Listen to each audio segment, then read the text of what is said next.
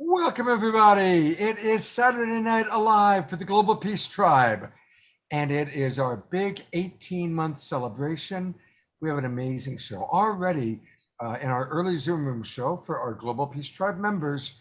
We had so much fun connecting to some of our sponsors, some of the people that work behind the scenes, and to you, the people that watch. Now, for all of you watching on Facebook, tonight is really a night to come on into our Zoom room. And it's easy to do that. Go to globalpeacetribe.com, globalpeacetribe.com. Because what we're going to be doing now is we really are building our membership. And so our early Zoom room show is already only for Global Peace Tribe members. And that's where you get to come in, interact directly with the presenters and with us. And starting next week, our after show is only going to be for our members. So you want to join, and it's easy. Just go to globalpeacetribe.com, globalpeacetribe.com, and register.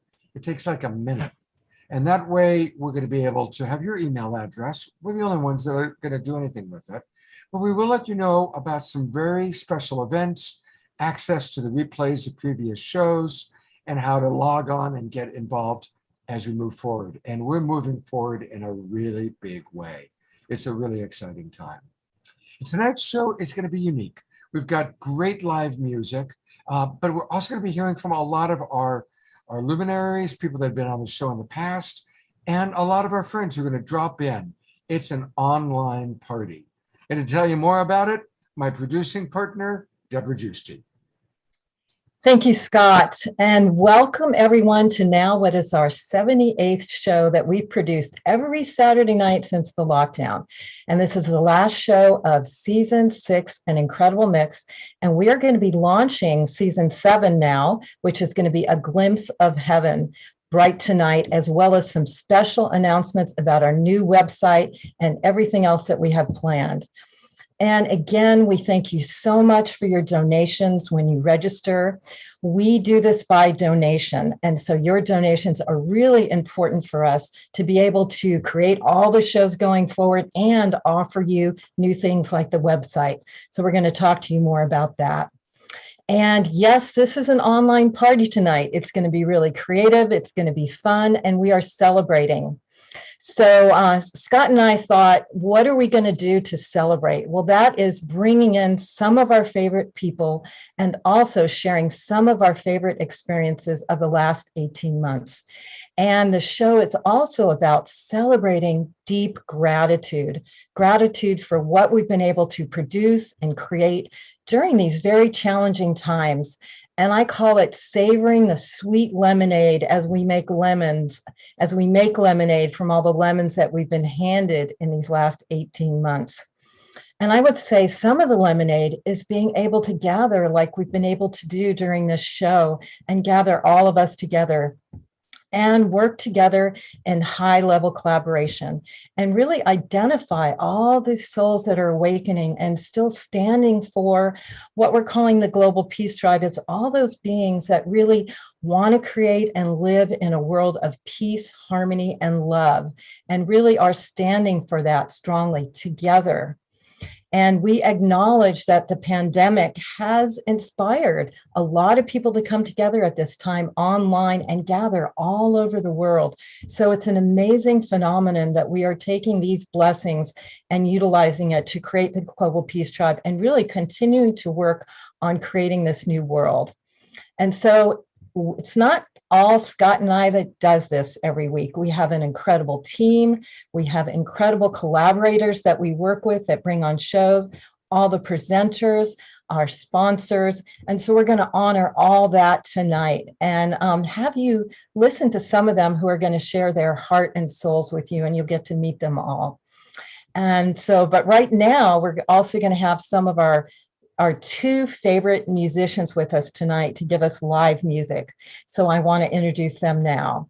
We have with us tonight one of our favorite musicians, Cornflower, who has blessed us with so much incredible music. He does beatboxing and spontaneous music that channels through him. He tunes into us, the Global Peace Tribe, and the music comes through. So thank you so much, Cornflower, for being with us tonight and blessing us and raising the vibration of our show tonight. Love you so much. And the other musician that we have that we appreciate so much is Johanna One Heart Beekman. She definitely is her name, where she is an incredible musician, but her music opens up the heart and opens up the vibration and opens up spirit and raises the vibration of our show. And so thankful to have you with us tonight, Johanna. Thank you, Debra. I'm so grateful to be here. Thank you. Would you like me to sing now? Yeah, I think Scott's going to come back on, say a few things, and introduce you. That sounds beautiful. Thank you so much, Debra. Yeah. All right.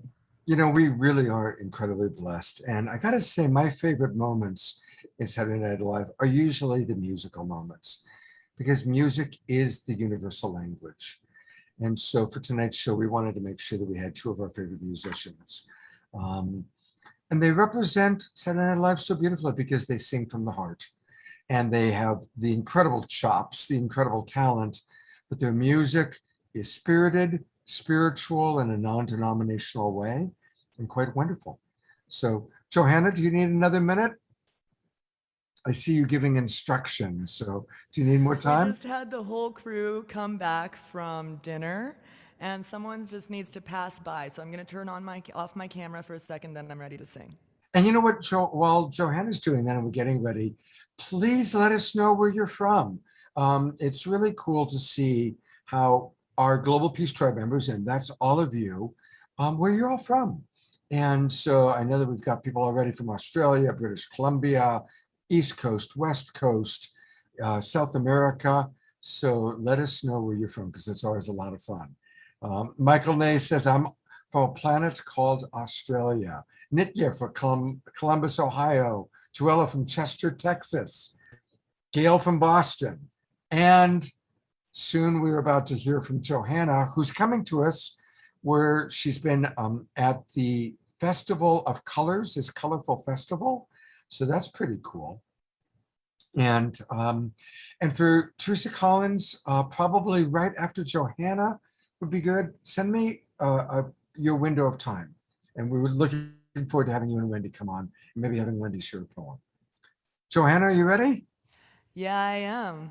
All right, take it away, my friend. All right, guess what? We have a beautiful goddess joining me, and that's what I was actually orchestrating. Oh, fantastic. This is Rhea Mana. I've been helping produce an album for her. It's going to be so beautiful, chant music, and so I'm going to have her sing on this song called The Earth Beneath Me to the Divine Feminine. And I just wanted to actually give reverence to the space that you guys have held during this pandemic, and just thank you for becoming this online community where we can really be one with the planet, be one with each other, with Spirit's great gifts of what we're supposed to be doing with our energy, for you to give space for us musicians to share, and for us to be, financially supported in a small way every time we come. It really adds up when we're going through what we are. So I just want to honor you and thank you and this family for helping all of us get through a really unknown and kind of confusing time, but we've found stability and we've found clarity through this field that we've been creating. So thank you. Oh, thank you, Johanna. That's beautiful. That feels really good. And you know what? If you could adjust your camera just a tad so we can see your friend a little more fully. All right, Rhea Mana, formerly known Rhea as Mana. Formerly known as Karen Seva. So Rhea Mana. But if you do want to check out some amazing children's music and you have children at home, she does have an album of children's music that's conscious, and that's under the name Karen Seva. And Beautiful. yeah. So there's her little plug. We don't need to spend too long on me. We know me. The Earth Beneath Me. This is from my album Mantra Soul. You can follow me on Spotify and enjoy. The earth beneath me, heart that's beating. Mother, won't you carry me, carry me, carry me home? Oh, oh, oh, oh, yeah.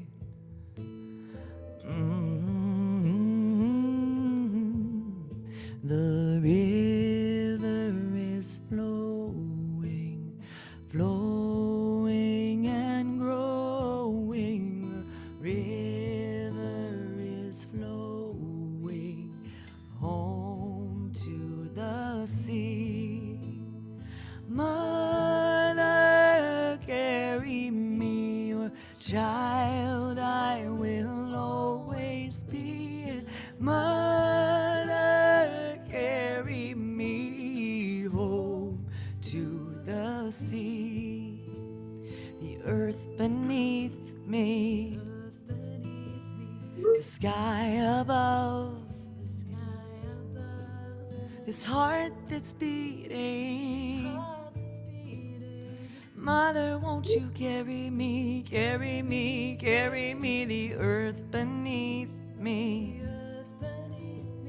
the sky that's parting, this heart that's singing. Mother, won't you carry me, carry me, carry me back home, home, home, yes. Mother, take me home, home, home. River is flowing, flowing and growing. The river is flowing inside of me, Maya. Yeah, Maya, carry me, your child I will always be. Yeah, Maya, carry me home to the sea. The earth beneath me, J-Ma, J-Ma, J-Ma, J-Ma, J-Shakti Ma, J-Ma, J-Ma, J-Ma, J-Shakti Ma, J-Ma, J-Ma, J-Ma, J-Shakti Ma, J-Ma.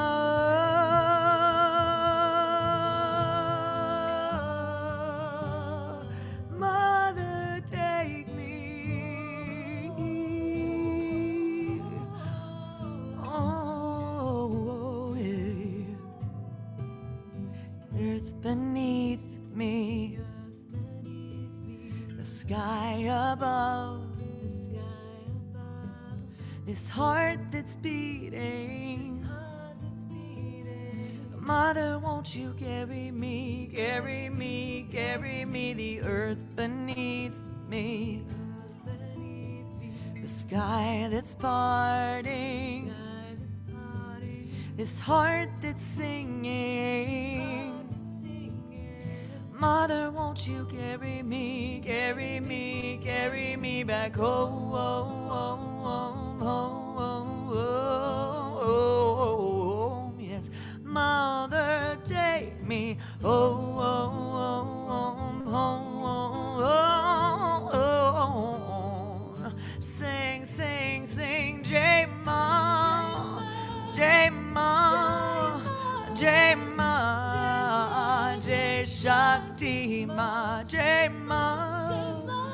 Jai Ma, Jai Ma, Jai Shakti Ma, Jai Ma, Jai Ma, take me home. Mother, won't you hold me? Mother, won't you guide me? Ocean deep flowing inside me. Oh, Jai Jai Ma, Jai Shakti Ma, Ma, Jai Ma, Jai Ma, Jai Shakti Ma. Said, wait in the water, I sing, wait in the water, children, wait in the water. I said, Ma's gonna bless this water. I said, Mother Ocean, Mother Ocean, Mother Ocean, ocean deep flowing inside me, ocean deep flowing inside me, ocean deep flowing inside me, ocean deep flowing inside me, ocean deep flowing inside me.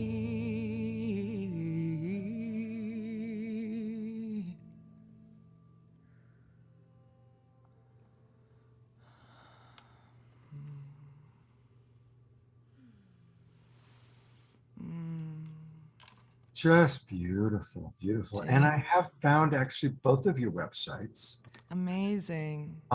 You can find Johanna at johannasings.com. And there are so many wonderful things that Johanna has available.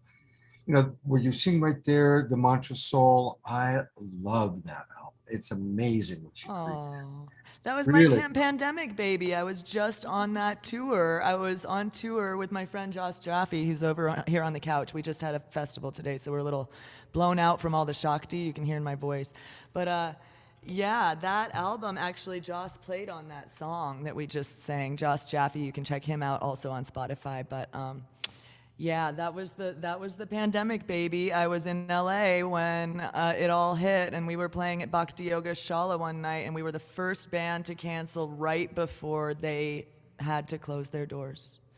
And that was the Bhakti Center for Los Angeles. So we really, it was really a sad moment for all of us. And I'm so grateful that that album is being heard now by you. So thank you. And it's really a blessing because we were at Festival of Colors USA all day here in Utah, and we're in Spanish Fork at this beautiful Krishna temple, and we've got Ray Amana who's singing with us, and I'm like, oh, hey, she's on the couch right now, yay! So that was a really big treat, everyone. It's a very rare thing. Well, Ray Amana, I found you right there, and I love the name of your website, singtheworldawake.org. Singtheworldawake.org. Thank you. It's a nonprofit that I Oh, started. a little bit closer to the microphone. Can't hear you. Oh, yes. It's a nonprofit that I started for children, and it teaches mindfulness and singing, connection with the earth. And it's been a blessing for me to work with children. I work with many children in South Central LA and children in different parts of the world. So Sing the World Awake is the home project of that. Beautiful. Well, thank you both. And luckily we're going to have more Johanna. And certainly we're hoping to have Ray Amana come on doing music with us in the future. So yay, what a blessing. I just wanted to quick plug, add a /5 days to johannasings.com, and we are beta testing this amazing program. It's lullaby yoga, 5 days to come home to you. I sing to you and lead you through a yoga practice you can do anywhere, in your bed, on your couch, in a hotel room somewhere. And it's quite discounted right now. So please sign up at johannasings.com /5 days. And you can have 5 days with me resetting your nervous system. And we use sound healing and so many vibrational tools. So I can't say enough how much it healed me. And that's all I have to say. I'll see you soon. Yeah, she'll be right back. All right. Well, we are going to show some video clips of some of our favorite moments. And this first one is from Gregg Braden.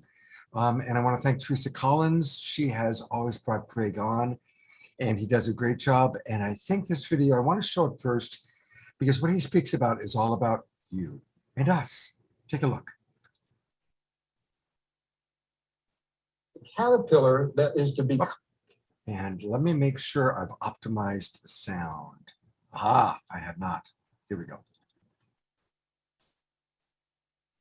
The caterpillar that is to become the monarch butterfly is a voracious eater, and it will consume and destroy its environment before it goes into the cocoon, into the chrysalis.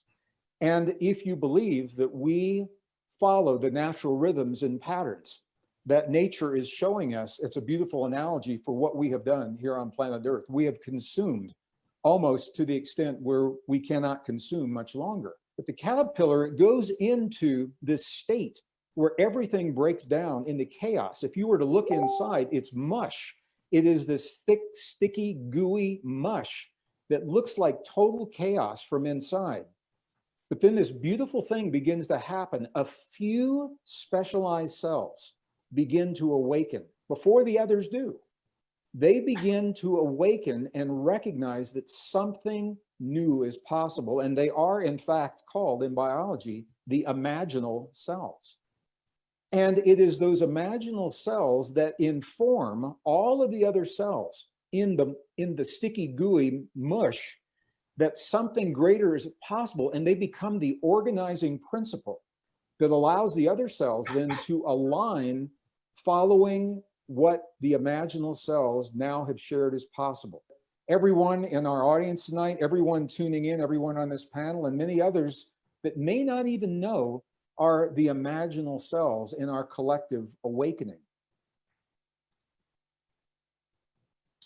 I love that because that really captures it. Each and every one of you that hears my voice, whether you're watching us live, whether you're in the Zoom room, whether you're on Facebook, or even if you're watching the replay, because we have a lot of thousands of people watch the replay, you are an essential imaginal cell within this beautiful global peace tribe butterfly that's forming.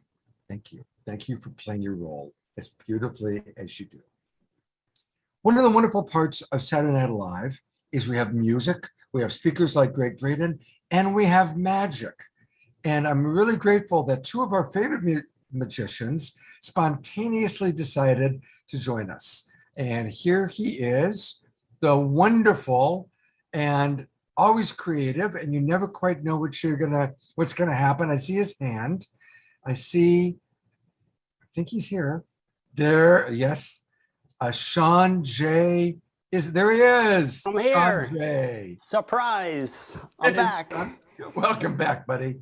Yeah, thank you for having me back. This is a celebration. So we're going to bring some color into this Zoom room. We're going to start off with something bright, like the souls of everybody here that participates. You all are bright souls.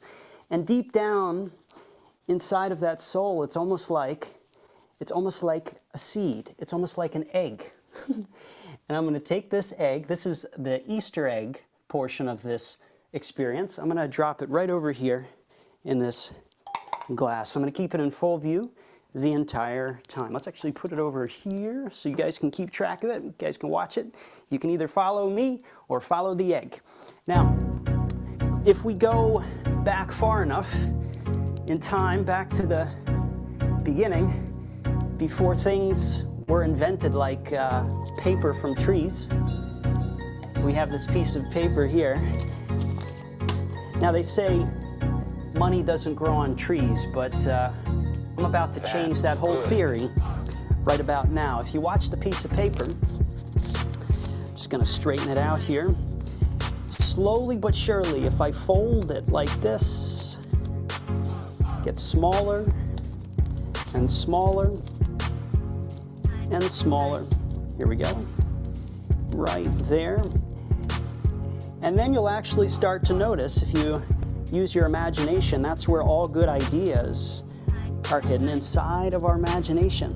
We can change that imagination into real results, otherwise known as money. Now, this can be any dollar bill, but what I'm going to do is, just to make sure that this is the exact same dollar bill that we use, I'm going to ask someone like, let's see, how about Connie? Connie and Andrew. Can you guys unmute yourselves for a sec? Give you just a moment to do that. There you are. There we are. Okay. Hey, Connie. Where are you tuning in from? New York. New York. Okay. I'm going to put Connie right here. Okay. And Andrew. Let's put Andrew, just so we're clear that this will be the exact same one. And this will represent you both sitting over there in New York. I'm just a few states down, also on the East Coast from North Carolina. Now, if we were to go on this time traveling experience together, we can take a little journey, slowly but surely. Watch this. Just need a little bit of, there it is, a little lighter here. We're going to go back in time, back to the very beginning. I don't know if you saw it, but over there, inside of that cup, the egg's been sitting there the entire time. I'm going to reach over there real quick. Here it is. No. Got a little Easter egg surprise for you in here. Watch. With my empty hand, I take it out. Just one single egg, one single shot. And if I crack the egg open, we have a little Easter egg surprise in there. And it actually looks like a dollar bill, but it's not just any dollar bill, Connie and Andrew. It's actually yours. Yeah. Yahoo! Which came first, the chicken or the egg or the dog? That's the question. That In is God the we question. trust. In God we trust. So I'm always making people wonder. So whether it's the chicken or the egg, whether it's Connie and Andrew or just Sean J, I'm here to keep you guessing and to keep the mood light and keep everybody happy and give you a mystery to remember. And I really appreciate the support of the Global Peace Tribe for you guys continuing to have me back and share my magic and give me one more reason to keep creating new magic and ways to inspire and astonish. Thank you, You're Sean. great, Sean. Thank you. Love it. Sean, that was fantastic. That was Thank you. absolutely fantastic. Thank you, Scott. People can learn more about Sean J by going to his website, which is SeanJMagic.com. That's Sean spelled SHAUN, jmagic.com. Just dropped it in the chat as well. Ann Masterson, thank you, Ann. I'm glad you enjoyed what Ann had said she wanted to hear me rap, but I don't know if we have time for that. Can I mention something that was on the site? real quick? Absolutely. Yes, Okay. yes. Can I share my screen really quick? You may. Okay, so on the site, if you go to SeanJMagic.com, there's a button up at the top, and if it says podcast. I have a podcast that is designed to inspire creativity, and it consists, I do both video and audio interviews. I've done, 7 episodes so far. The 8th is going to be dropped next Saturday. This is on the Apple Podcast Store, all for free here. This is a legend who both me and the other magician here, Paul Draper, have learned from and inspired from, Jeff McBride. He was my last interview. You can see all this and get inspired right here. And if you want to stay up to date, you can check out my newsletter and stay up to date. If you have a phone, if anybody out there has a phone, feel free to pull out your camera and snap that QR code, and it'll take you to a, let's see. Can you guys see that? It says sharing is paused. I don't know why. Bring my shared, let's see. Let's try this. Can you see it now? We still see you. Okay, let's try one more. Does that There work? we go. Yes. Sign up Okay, for so Sean's if you take newsletter. out your camera, and if any of this interests you, if you want to stay up to date, follow my journey. I post, you guys will be the first to know when I drop a new podcast episode. And TV appearances. I've been on Masters of Illusion on the CW network multiple times. I'll be coming out again this upcoming January of next year. So feel free to snap that code, stay up to date, and we can stay in touch that way. So I'll leave it up there for 3 more seconds because I don't want to take up too much time. 3. All right, it's your last chance, and it's going to vanish right now. So there you go. Thanks for letting me share that. Sean, that was great. And the moment I realized, oh my God, the dollar bill is somehow going to show up in the egg. I don't know how you do it. It says in God we trust. I think I trust you more than I trust God sometimes. So well, I'll give you a secret. I trust God. So if I trust God, then it goes that's through the hierarchy there. I don't claim to be God. I'm just Sean J, and I get my inspirations and blessings from that one upstairs. So yeah. Fantastic job. Thank you so much, Sean. Thanks for dropping by, and thanks for being such a wonderful part of Saturday Night Live. Thank you, guys. Love y'all. Peace. So one of my favorite presenters that we've had on the show is Reverend Michael Beckwith. I first went to Agape Church, it must have been 30 years ago, and he was just starting Agape, and we met on metal folding chairs in the basement of the Santa Monica Miramar Hotel, maybe 15 or 20 people in a circle. And it's grown into one of the largest international spiritual centers, and Reverend Michael has become world famous. He's the real deal. I've known him personally. I traveled to Jamaica with him in 1996. So I've known him since at least then, so 30 years. Anyway, he's been on the show a few times, but I actually found a video that was just recently, it was him recent, and as I listened to it, I really appreciated it because it spoke to what we're all about. We're all about recognizing that beyond the challenges of this time, there's something very special. So now somebody said that when I showed the Gregg Braden video that you weren't seeing the video. So if that's the case here, let me know, and I'll see if Zoom changed the settings. But you should be seeing. Is that we're in the middle. Okay, so here we go. Is that we're in the middle of a great awakening. Everybody's seeing it okay? You know, and you're seeing the crumbling of the old paradigm, and you're seeing the emergence of what's happening new, both in the same space and the same time. In Newtonian physics, that can't exist. You can't have two objects in the same space, same time. But in quantum reality, you can have everything in the same space and same time, but they're vibrating at different levels. So you have the old paradigm, fear, worry, lack, limitation, scarcity, not enough jobs, not enough this, not enough that. That's not real. That's made up, you know. And so what's happening is there's a crumbling of the old where people are going to be forced to really get a sense of who they are and stop leaning on external things like governments and politicians and things of that particular nature. I tell people the only authority you have is the authority of your own conviction. That's the authority. You can't outsource your authority to someone out there. Those people work for you.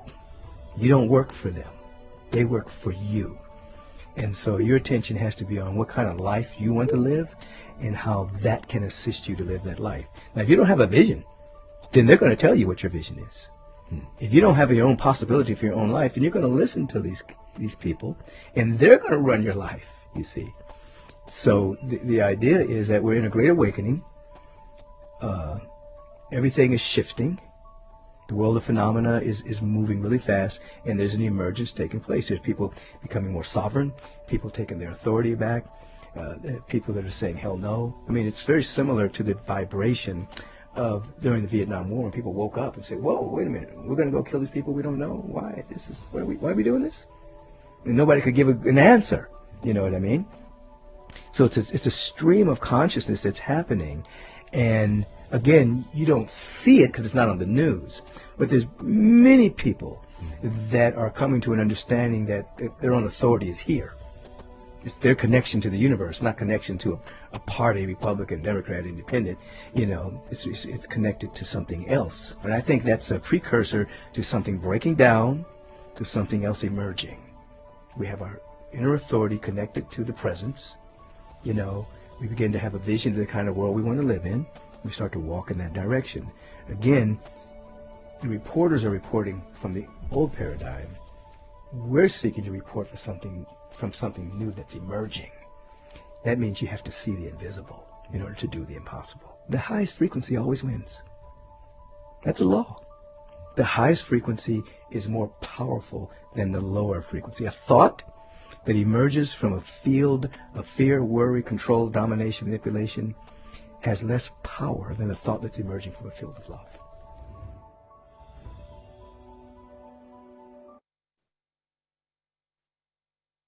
Isn't it cool that what Reverend Michael is saying is just a variation of what we just heard from Gregg Braden? And that's why I wanted to play those two videos. And they've both been on our show before. They'll be on our show live again. They're both great guys. But what's most important is the message. And for us to recognize that, yeah, there's a lot of crazy crap going on as the old paradigm dies. But there's a beautiful new paradigm, a new butterfly emerging. And all of us as Global Peace Tribe need to support each other and remind each other of that. And speaking of support, a big part of our show has always been about fundraising. In fact, it began as a fundraiser. Debra has been doing fundraising events at her home for forever. I've been doing online fundraising. And when the pandemic hit, we decided to collaborate on a fundraiser. And we thought it was just going to be one night. And then look at what it's turned into. So to share a little bit more about our fundraising and to kind of talk about that part of Saturday Night Live, here's Debra. That's right, Scott. And this is another part of the Lemonade, using the opportunity of this program and the power of community to take our green love and channel it out to organizations, to people, to victims, and really make a difference in their life. And this has been amazing. We've gotten a lot of support from you, the Global Peace Tribe. You've given us your $5, your $100, your $500, and we've taken that money and we've really made a difference to organizations that are helping us now and victims, like the victims of the fires that happened in all over the West Coast. We were able to work with people that had their homes completely burned and give them some green love, your cash coming into us and cycling back to them, and really support them, and as well as the love and support. And so we're going to share with you some of the organizations that we have financed from your green love. And we've generated about $125,000 to $150,000. And so these are some of our nonprofit recipients. Of course, we've done a lot with Indigenous elders. And this is Grandmother Flor de Mayo's organization, The Path. And we've, right at the beginning of COVID, we work with Essential Food and Medicine that were actually helping people that couldn't get food and medicine during COVID, Meals on Wheels, the Healing Collective, so many organizations, Trust Vote, Growing Together, and people that were in need, like Blessed Blaine Lyon, who had cancer, and Mariella DePaz. We helped her twice, and she is, overcoming the breast cancer. It's amazing with the love and the finances that we can give to people. Of course, Dream Courts by Van Jones, an incredible organization. Pachamama Alliance, who we've helped finance many times, that works with Indigenous people in Ecuador and Peru, and other organizations like Care for Nepal. And this organization, Zanzibar, is from Africa, working with children in Africa. And other organizations that we founded recently. We finance a lot of the Indigenous elders that come on our show, and that's also with help of Jay Mayer, Lakota People's Law Project. We support Global Coherence Pulse, Teresa Collins' project. We've had some animal shows, and we've helped to support Big Cat Rescue and Moon Dog Farm Animals. In our eco shows, we've supported Earth Guardians and Daily Acts, a local organization. We've also supported Warriors for Life, helping veterans. We supported Ram Dass's organization, Love, Serve, and Remember. And last week, Purpose Earth, an amazing organization that gives grants to individuals and organizations that are helping the earth come to sustainable solutions. So it's been really great. So thank you so much for your green love. Every little bit helps and goes right back to helping people. And we have an incredible woman tonight that we helped finance a couple weeks ago who really benefited from having all the green love come into her. And this is a member of our community, Kitty Wells, and we wanted to bring her on so she could give back the love and appreciation and gratitude for all that she experienced about being one of our recipients. Welcome, Kitty. Thank you so much, Debra. And I really appreciate your invitation to be on tonight, because that means I get to thank the Global Peace Tribe personally and express my gratitude and appreciation for all the generosity and the donations and the love and the prayers. And, you know, I was on September 4th, and a few days after that, I had a very, very intense conventional treatment for cancer, chemo and immunotherapy. And I have actually never been so sick in my life afterwards. But knowing that the support I received from the Global Peace Tribe was like heart medicine, soul medicine.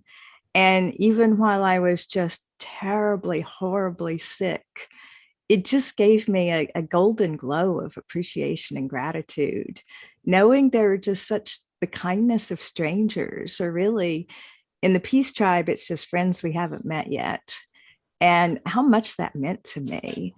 And it also helped me do holistic treatments. I do a lot of those as well, along with the conventional, and they're expensive.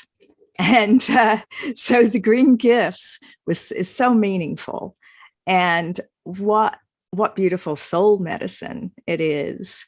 And, you know, as Scott mentioned, this whole program started as a fundraiser for our dear friend Fantuzzi when he needed help. And I was actually on that first show that was for Fantuzzi. And I was so honored and privileged to be able to contribute. And not for a moment could I have ever imagined I would be the recipient of this generosity someday. And it really says so much about Saturday Night Alive and Debra and Scott and all the values that you bring. You know, it's the wisdom and the inspiration, the connection. It's also the kindness and the generosity.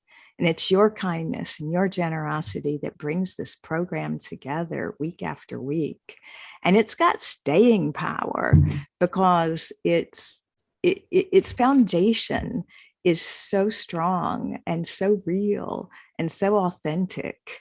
And the many tribes that come together, so many tribes under this umbrella, so beautiful.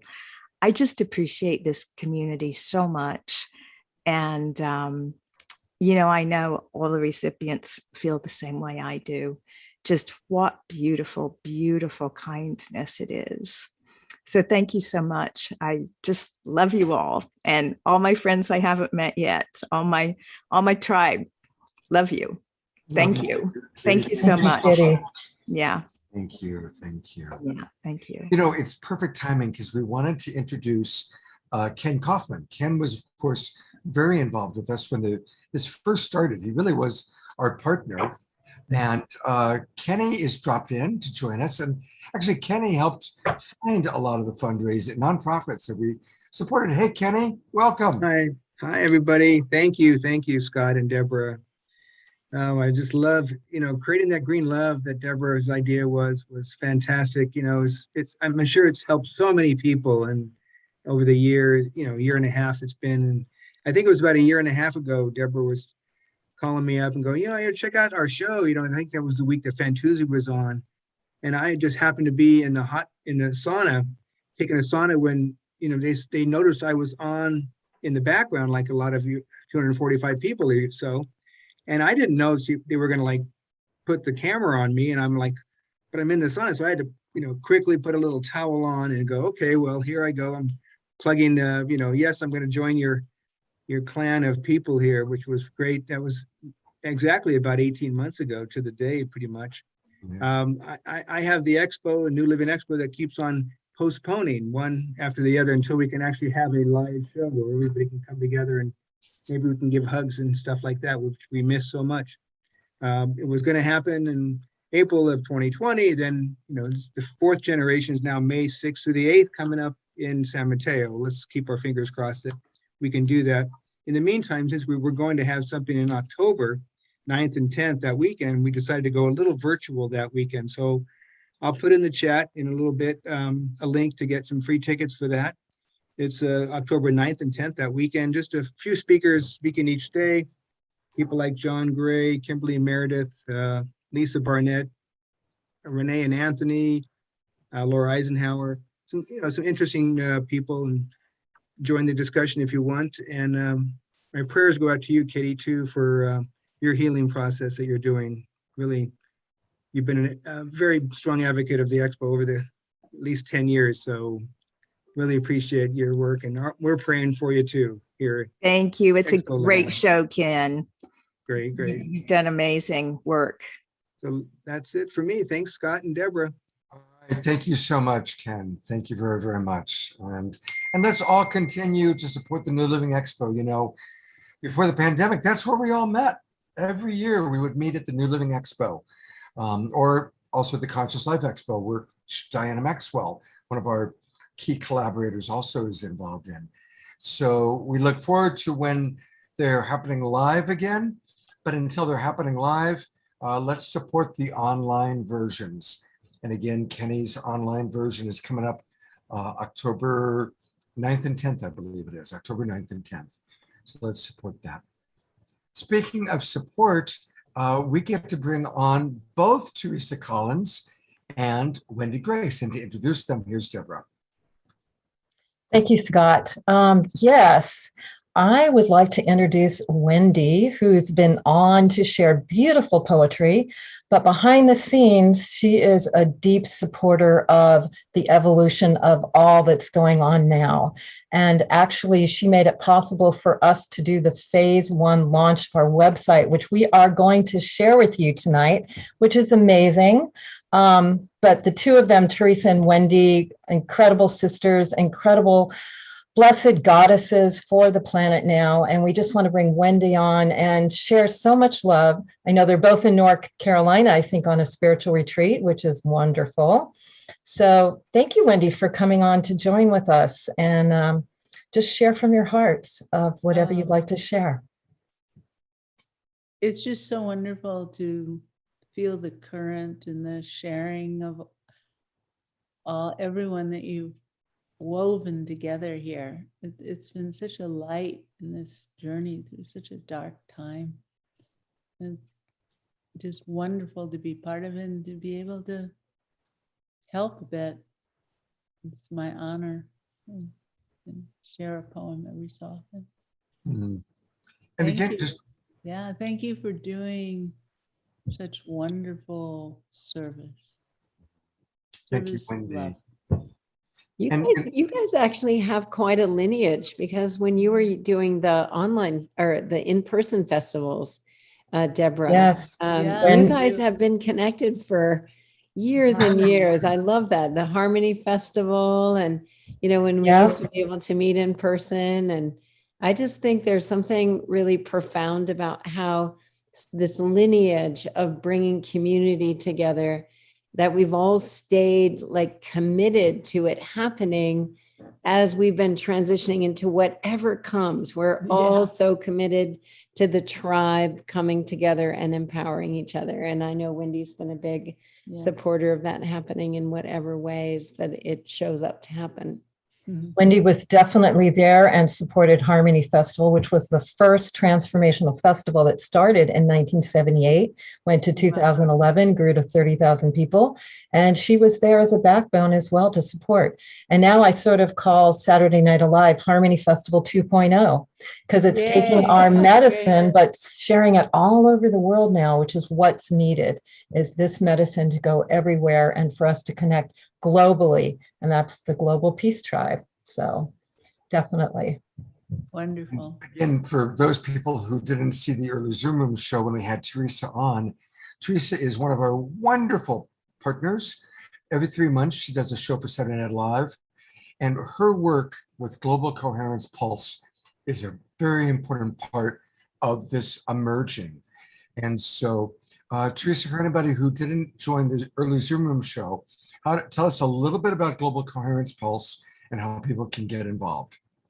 Yeah. Well, thanks. First, I just want to say how wonderful it is for me to do this kind of combo every 3 months where we do the Global Coherence Pulse in the morning and Saturday Night Alive at night. And it's been a real honor to collaborate with you guys and to carry a theme, like I think our last one, Islands of Coherence, or the new song, the new story, the new science. We've had some real fun, and we've been able to carry these themes throughout the day.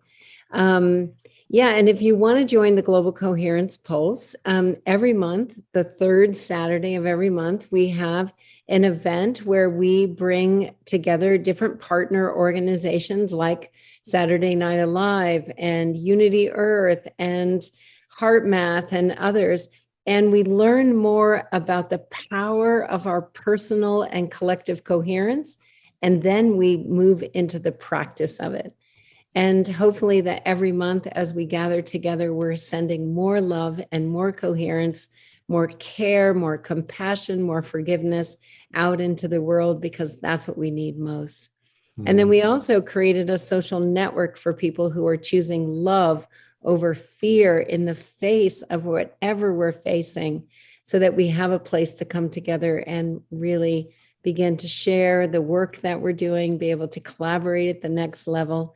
And that's what it's going to take. We're the imaginal cells, and we're being clustered together into the new body to form the new future, which I know I have a cellular certainty that it's going to be glorious on the other side of this really challenging and potentiated time. So I just want to say to you and Debra and to everyone who's contributed to the Saturday Night Alive, and especially to the people who show up every Saturday to participate, that this is such an important thing, that we keep gathering together and we keep joining our love and energy, because it really makes a difference. It has an impact on the whole of life. So let's keep doing it. Absolutely. Thank you so much, Teresa. Thank you, Wendy. Wendy and I first met in 1983. A long time. 1983. So yeah, it's beautiful. Our particular generation, us baby boomers, but we also appreciate all the other generations as we all come together to create the new world. Wendy and dear Teresa, God bless you both. Have a great, I'll be in North Carolina in 2 weeks with Cornflower. We're doing an event. So it's been happening in Asheville, right in North Carolina is where it's at. Thank you. We love you guys. God bless you. Thank you so much. Yeah. Well, you're getting a chance to meet a lot of our wonderful sponsors. And certainly we never could have grown the way we have without the incredible support of Jay Mayer. And I'm going to bring Jay on now. And in a moment, we're going to bring on Jan. But Jay has sponsored so many of our shows. And he also has created a lot of the wonderful videos, including our weekly wisdom jewels. And a lot of you say, oh, the wisdom jewels, that's like one of my favorite parts of the show. And we're going to play a couple of the wisdom jewels that he's created in the past. But Jay, thank you so much. You are wonderful. And tell us a little bit about kind of what Saturday Night Alive has meant to you, and maybe an introduction to Light Touch. Well, it's always an honor to be here, and I have a lot of gratitude for Debra and Scott and the team. You know, it's a team effort that puts this together each week.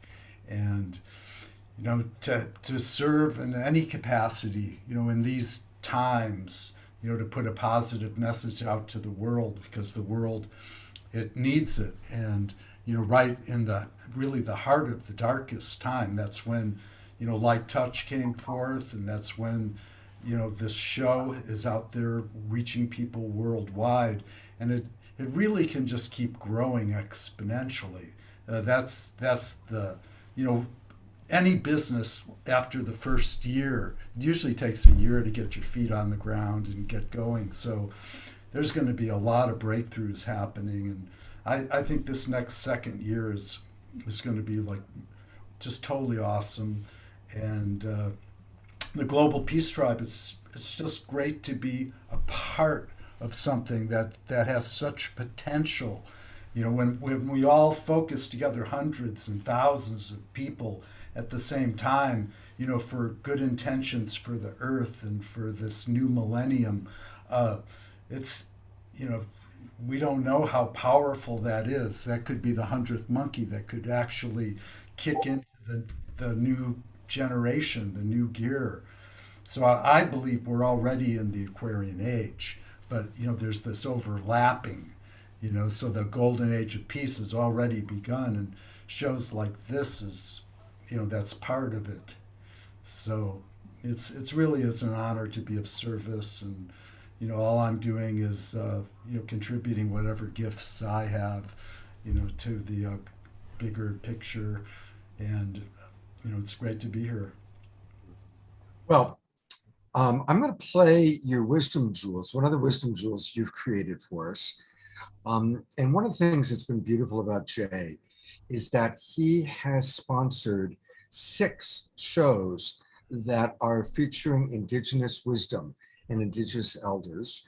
And we're going to see one of his wisdom jewels that he and Jan put together. And then I believe we're going to get a Jan Kaplan sighting. But let's take a look first at the wisdom jewels featuring Indigenous elders.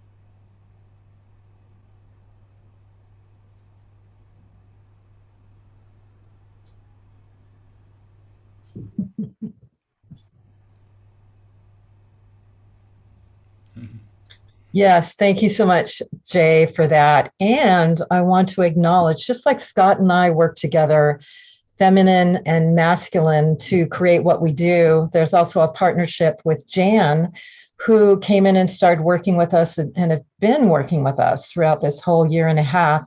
And we are just so graced to have her. We call her senior producer. She has been a producer her whole life and had a production company for many years, and has lent her skills and her expertise to this, as well as her passion for the Indigenous people. So she's partnered with Jay and brought on amazing Indigenous women, men, elders, all kinds of people, and allowed their voice to come through Saturday Night Live and be heard and allow us to benefit from them. So we wanted to honor you as well, Jan, for all that you've given, and give you a minute to share your heart. Oh, well, thank you so much. And it's been truly a year or 18 months of an amazing experience of really being part of a worldwide international community, even including all of our extraterrestrial community. It's just, it's really been humbling, but at the same time, giving me hope. And so when I feel the hope and the inspiration, I know that other people are feeling hope and inspiration. And this is such a beautiful platform. And you guys have created a safe space.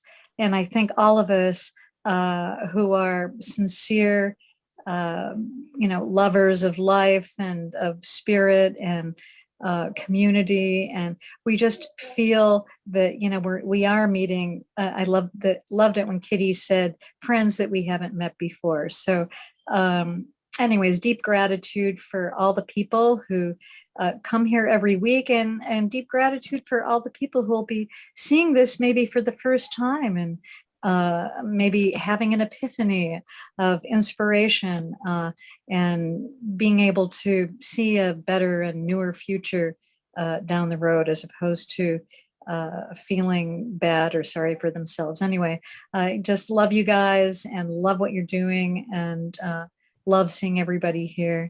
So thank you for allowing me to share my gifts and talents with you. Beautiful. Thank you, Jan. It's such a joy to work with you. You do a great job. All the people you've brought in some of our favorite guests, Joanne Shenandoah, many of our Indigenous elders, and you do things with so much love. You're an absolute joy to work with, and thank you so much. And we look forward to all the shows we get to co-create with you in the future. Exactly. Thank you, Scott. And you too. You too. And when we think of Jay and we think of Jan, we think of wisdom jewels, we think of Indigenous, and we think of light touch. And if anybody doesn't know about what light touch is yet, take a look at this really sweet little video that'll help introduce it to you.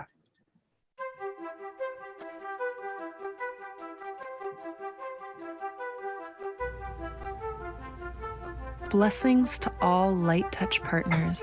Blessings, blessings, blessings. Thank you. Thank you. Thank you for blessing our blessings. Miracles, blessings, blessings. May my Light Touch partner be blessed. Thank you for divine love. Thank you for divine love. 10,000 thank yous. Thank you. Times 10, times 10, times 10, times 10. Thank you for divine appointments and meaningful synchronicities for transforming my relationships. Thank you for spiritual wellness. Thank you, thank you, thank you. Thank you for miracles and good fortune. Thank you for exponential financial blessings. Thank you for divine love. For divine love. May all my relationships be blessed. May all my relationships be blessed. May all my relationships be blessed. Something that I love about Jay is that he's all about blessings. He's always reminding us to pray, always reminding us to be grateful, always reminding us as we do light touch, it's just a way to slow down and be grateful. And thank you, Jay. We are very, very grateful for you. We are about to see the new website. It's about to come out of the oven that's been baking away for a while.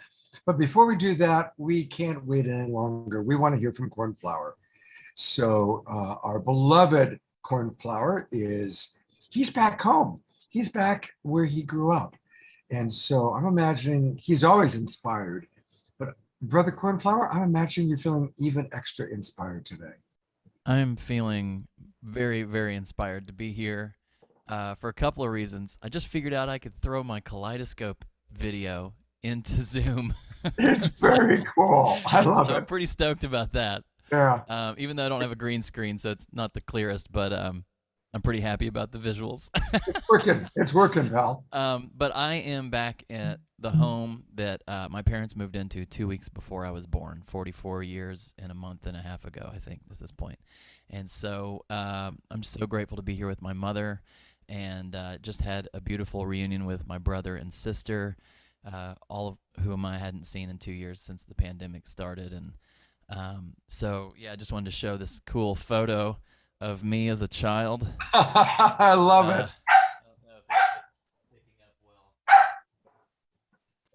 Anyway, I just feel so grateful that I used to rock the turtleneck. Something about that.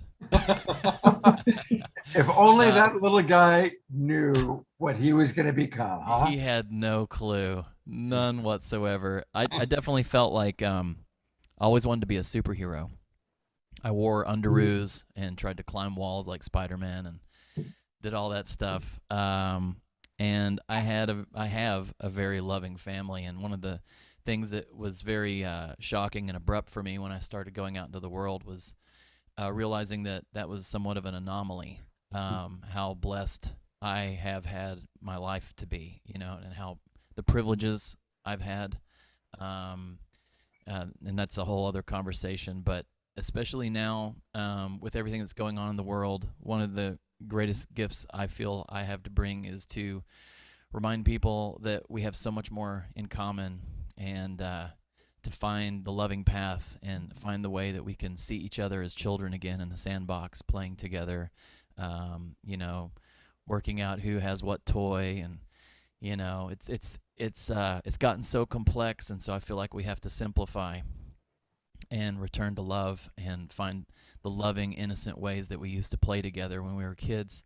And so coming home is reminding me of that. And obviously I had to travel to get here and have witnessed a lot of interesting engagement between people at airports, and just everyone's fuse is so short because of all the different things going on. And I just am calling to each and every one of you who are listening in this moment to, if you feel any reaction in your body, if you feel any contraction, remember to breathe.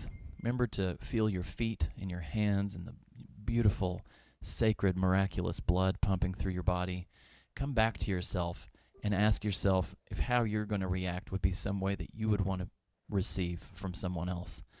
And then find out exactly what it is that you're needing in that moment, and maybe communicate that from a loving place, and see what magic can occur. Because we all want health, we all want well-being, we all want play, we all want joy, we all want love. And if we can just find our way back to those places in ourselves, then we can come and share in that way with one another. And so the song I'm going to share is actually incomplete. It's a new song I've been working on. I only have the chorus, but it's all about gratitude. And since this is a celebration and a gratitude celebration, it felt relevant to do this now. So this is called I'm Grateful for My Life.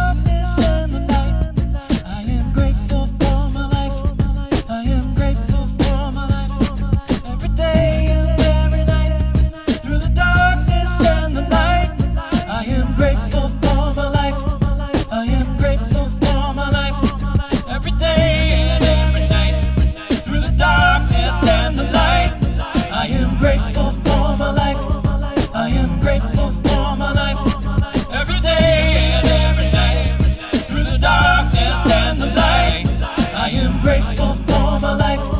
I am grateful for my life. Every day and every night, through the darkness and the light. I am grateful for my life. I am grateful for my life. Every day and every night, through the darkness and the light. I am grateful for my life. I am grateful for my life.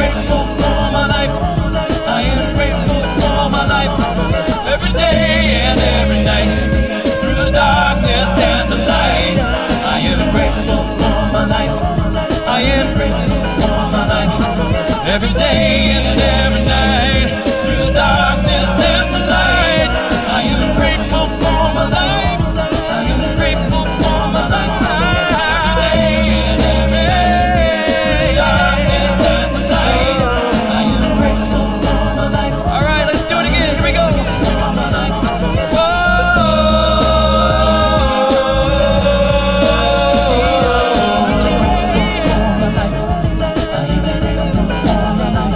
Whoa.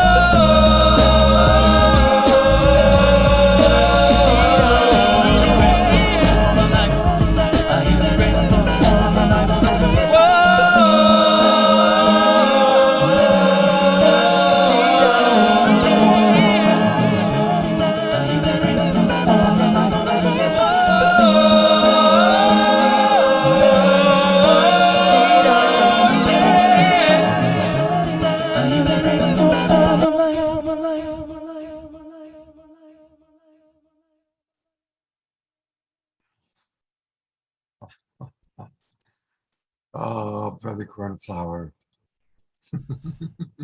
Every time you do it, I'm like just blown away. And look at how you just get us all up and going. Thank you so much.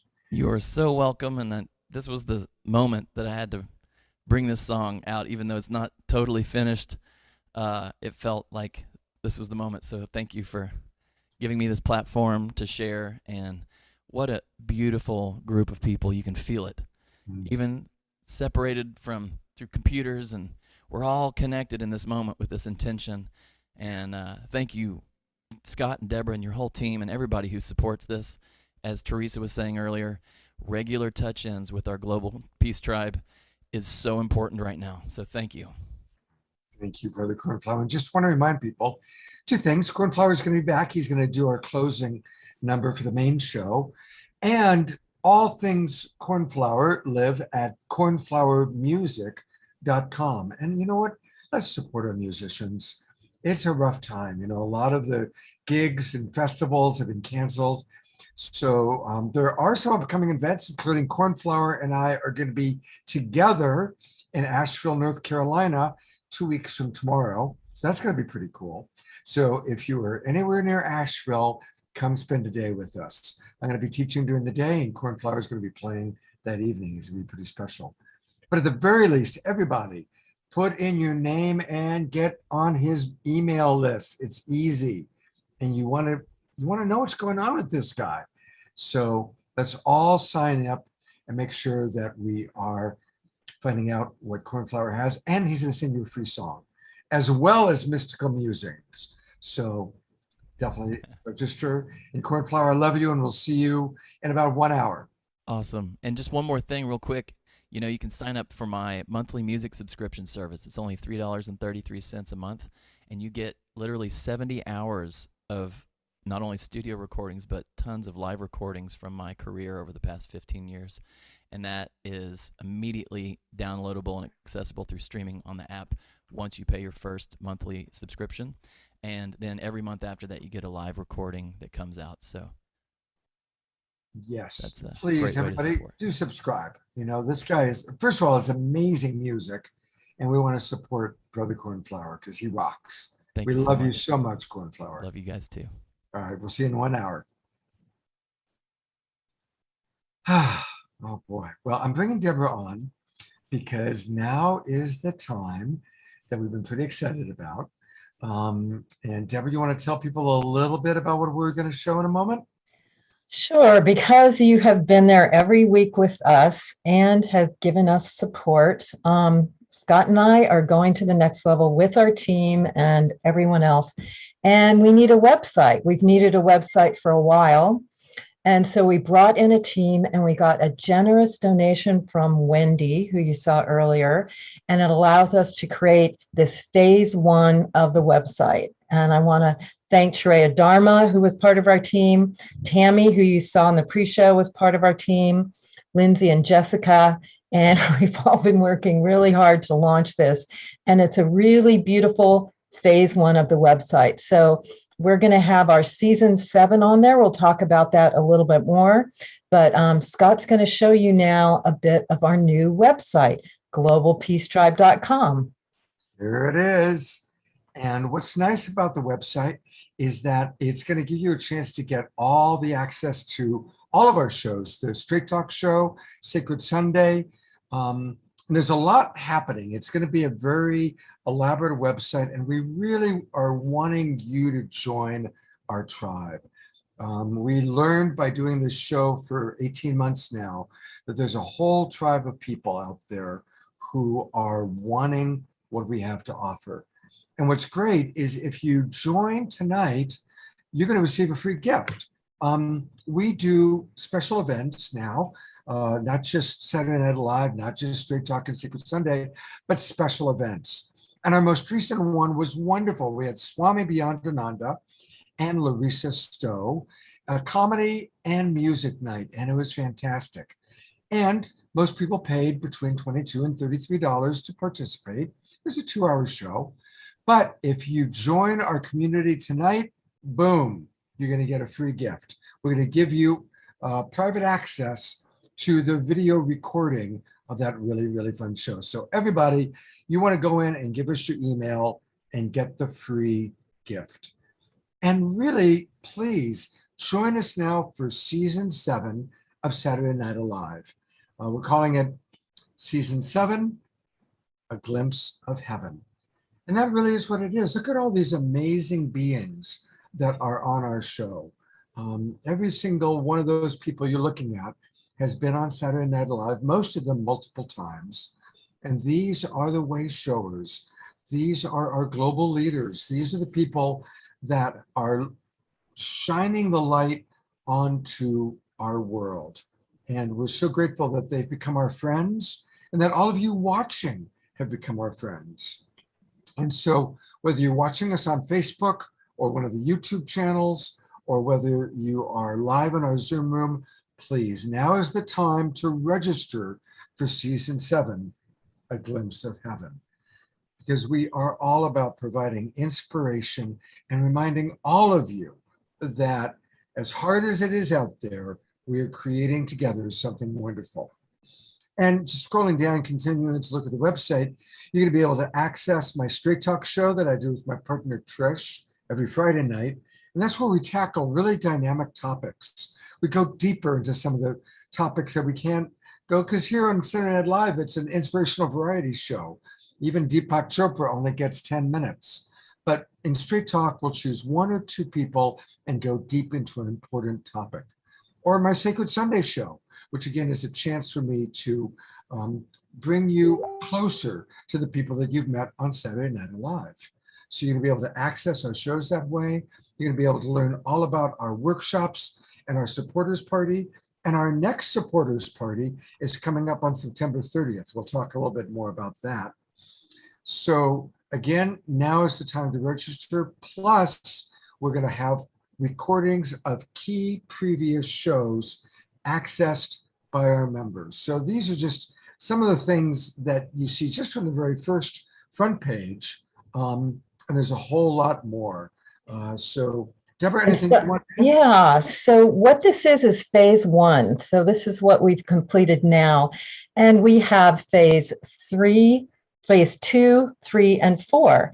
And what we're going to have is we're really going to become a broadcast station. So instead of finding your Zoom link, you'll be able to just log on to the website and get access to it. And not only to Saturday Night Alive, but as Scott said, we've been creating a lot of other shows, taking these amazing presenters and doing 2-hour experiences with them so we can really go deep with them.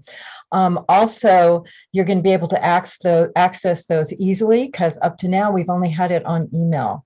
So we're going to have phase 2, 3, and 4. We're going to have a community forum where the Global Peace Tribe can come together and connect with each other, because that's part of what the benefit is all of us connecting and collaborating. And we're going to have an app as a part of it. So that'll be really easy to work with and work on your phone with. So what we'd love is for this season, when you sign up and donate, please donate generously, because your generous donations is going to allow us to go into phase 2, 3, and 4, where we can keep developing this and make it really easy for you to participate, and also pay our team to continue to develop all this different programming and technology and all that's available, as well as all kinds of creative new ideas that we don't even know yet, because we just sit here and download from Spirit seriously and get instructions of how we're supposed to evolve this to be an incredible network for us to connect, keep the high vibe, and keep the love going between us. So your donations now for season 7 are really important. So when you go to sign up for season 7, there'll be various levels you can donate. So please do donate generously. And again, that will come back to you. And the other thing we do have is we do have a donation portal. We partner with Unify, and through them, we can give you tax-deductible donations. So if you'd like to ping us a large transmission of green love, you can go on our donation portal, and I'm going to put those in the chat room, and they're always in our emails, so you can always see them there. But through the our donation portal, that'll all be tax tax deductible. So you can give us a bunch of green love there if you feel called. And we appreciate you so much. We really take all this and we work really hard. Scott and I are a little bit crazy because it's a bit crazy to do a show like this every week. But we are passionately inspired. And especially after every show, we talk to each other and we go, wow, that was amazing. And it's all of you, it's all of our presenters and everything that comes together. So we're going to continue this. And again, thank you so much for your donations. Go to globalpeacedrive.com, and then I'm going to put our donation portal in the chat room as well. So thank you so much. And one other thing you can do is you can volunteer. If the green love is not where you're at this point, why don't you volunteer and help us? So I'm going to put that in the chat room as well, where you can volunteer and give us some of your expertise or some, anyway, social media advertising, all of that is all helpful for us. And if you donate $50 or more in one time, we have a supporters party coming up. We do this every 3 months right before the next launch. And so our supporter party is September 30th. Scott, do you want to show the poster for that and share with people? Yeah, so our supporter party is, you've been seeing Johanna Beekman, and she's going to be with us playing 2 or 3 new songs, or songs you haven't heard tonight. And then our special guests are going to be the twin Rays, Shakina and Sananda. And they have become 2 of our most popular luminaries. And I got to say, you know, Debra and I just spent a week with them up at their incredible temple in Ashland, Oregon. And they're extraordinary. They're extraordinary beings. And so what's nice about our supporters party is it's not a Zoom webinar. It's a Zoom meeting. Your camera's on. We see each other. We chat with each other. It's a chance to get to know each other. So you can interact directly with the twin Rays. You can interact with Johanna, and of course with Debra and myself. So that's coming up. By the way, it's not October 30th. It's September 30th. And I see that this poster says October 30th. So I'll see if we have a proper one that's been sent to me. But it is this Thursday night, Thursday, September 30th, not October 30th. This Thursday night, September 30th. And all you got to do is come in at $50 or more. If you do that, send an email to Debra or Facebook message me to let us know, and we'll make sure that you get the link to come on into the supporters party. And last thing I want to mention, and then we've got a fun video for you, is that we are building a really cool volunteer team under Debbie Johnston and our new friend Matthew. They're going to be working with there's people that want to volunteer and want to help us out. And helping us out can be as simple as just helping with social media and helping to get the word out about us. So your green love is welcome, your volunteer energy. We are building the Global Peace Tribe, and it's all of you. And one of the great things about being part of the Global Peace Tribe is that we are now going to be putting together a very special after show every Saturday night. Jay Mayer's taking a big leading role in creating that. And let's take a look at what's going to be happening in tonight's after show.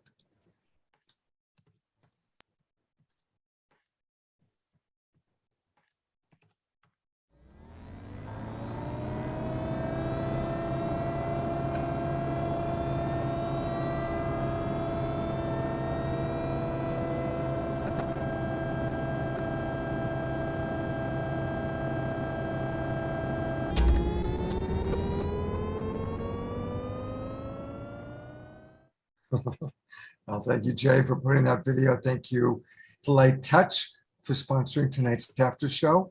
And we're going to have a lot of fun with it. And I see that we've got some special guests that have joined us. And so I am going to bring on the Hogues and then Chief Phil Lane, 3 of our favorite people. But let's meet Gregg and Gail Hogue. Hey, there they are.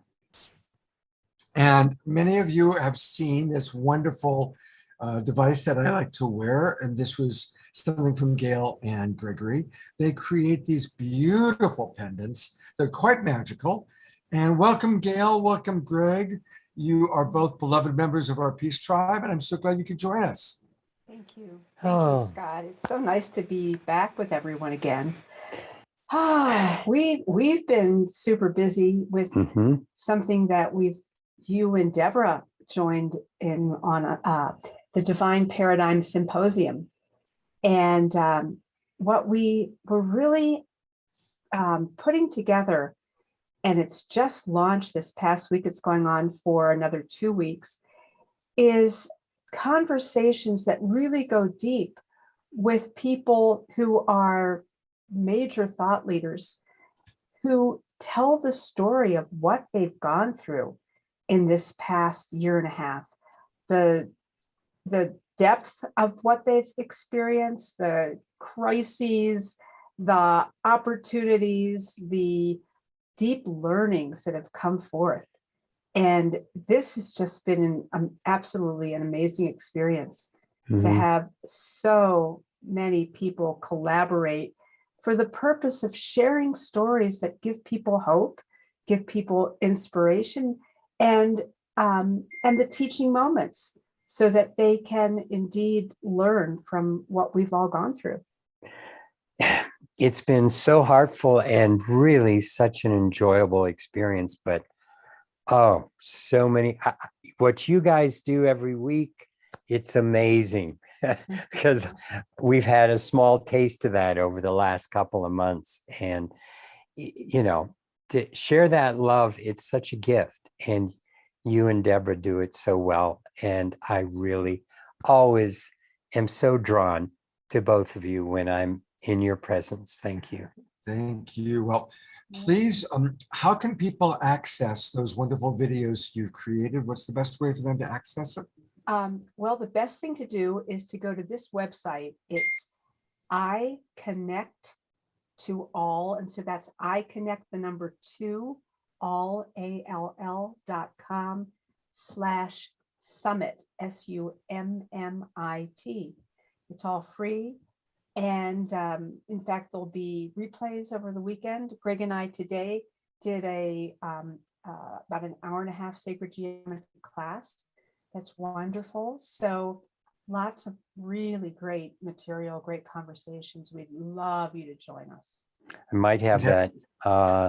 And here it is. It's I Connect to All, the number 2, the Divine Paradigm Symposium. And they have some really wonderful, wonderful presenters. We really enjoyed, Debra and I enjoyed doing one of them with them. And just some of the people that you see on Saturday Night Live and others actually. So definitely go to iconnecttoall.com, and then you can also click and hit the summit. It's going to be great. And thank you for all the work you've done putting that together. And thank you for this. You want to just briefly tell people a little bit about this? Oh, well, we've been working with sacred geometry for over 36 years now.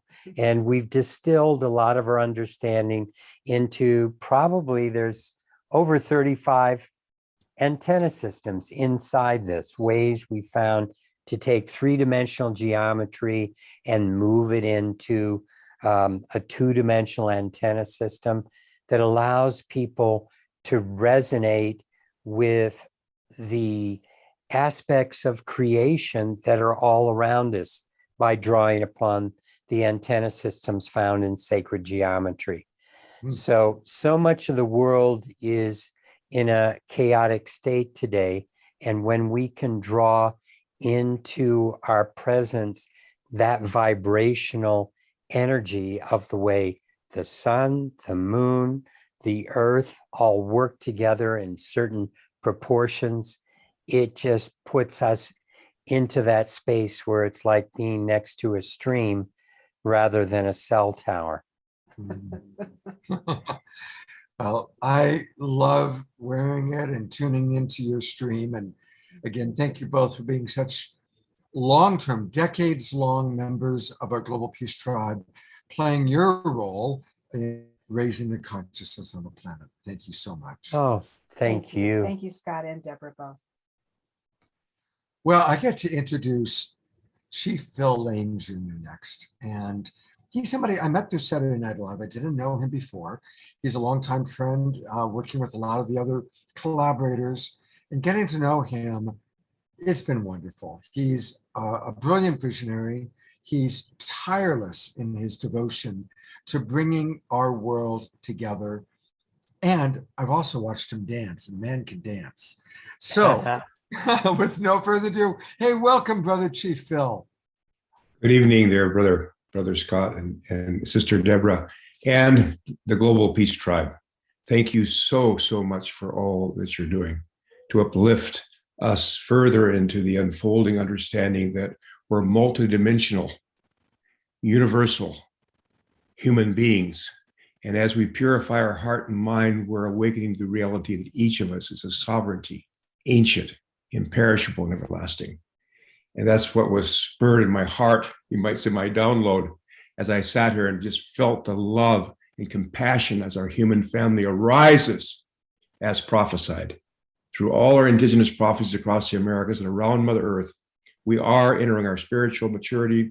I'll close it by saying, as we have so many wonderful relatives here, there's no question that by 2030 or before, the nation states of Mother Earth will come together, in a way, have no other choice but to come together and end war.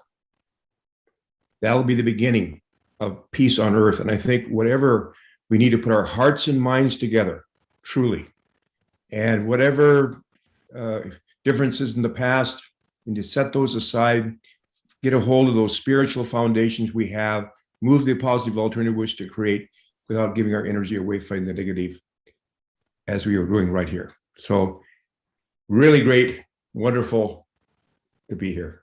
Oh, great. Thank you so much. I'm going to bring your buddy Ben Bowler in for a moment, because I know you guys are longtime collaborators. Hey, Ben, I just put the spotlight on you as well, because I know you and Phil have quite a relationship. Great to be here with my Dekshi and dear friend, Chief Phil. Good to see you, Uncle Phil. Good to see you.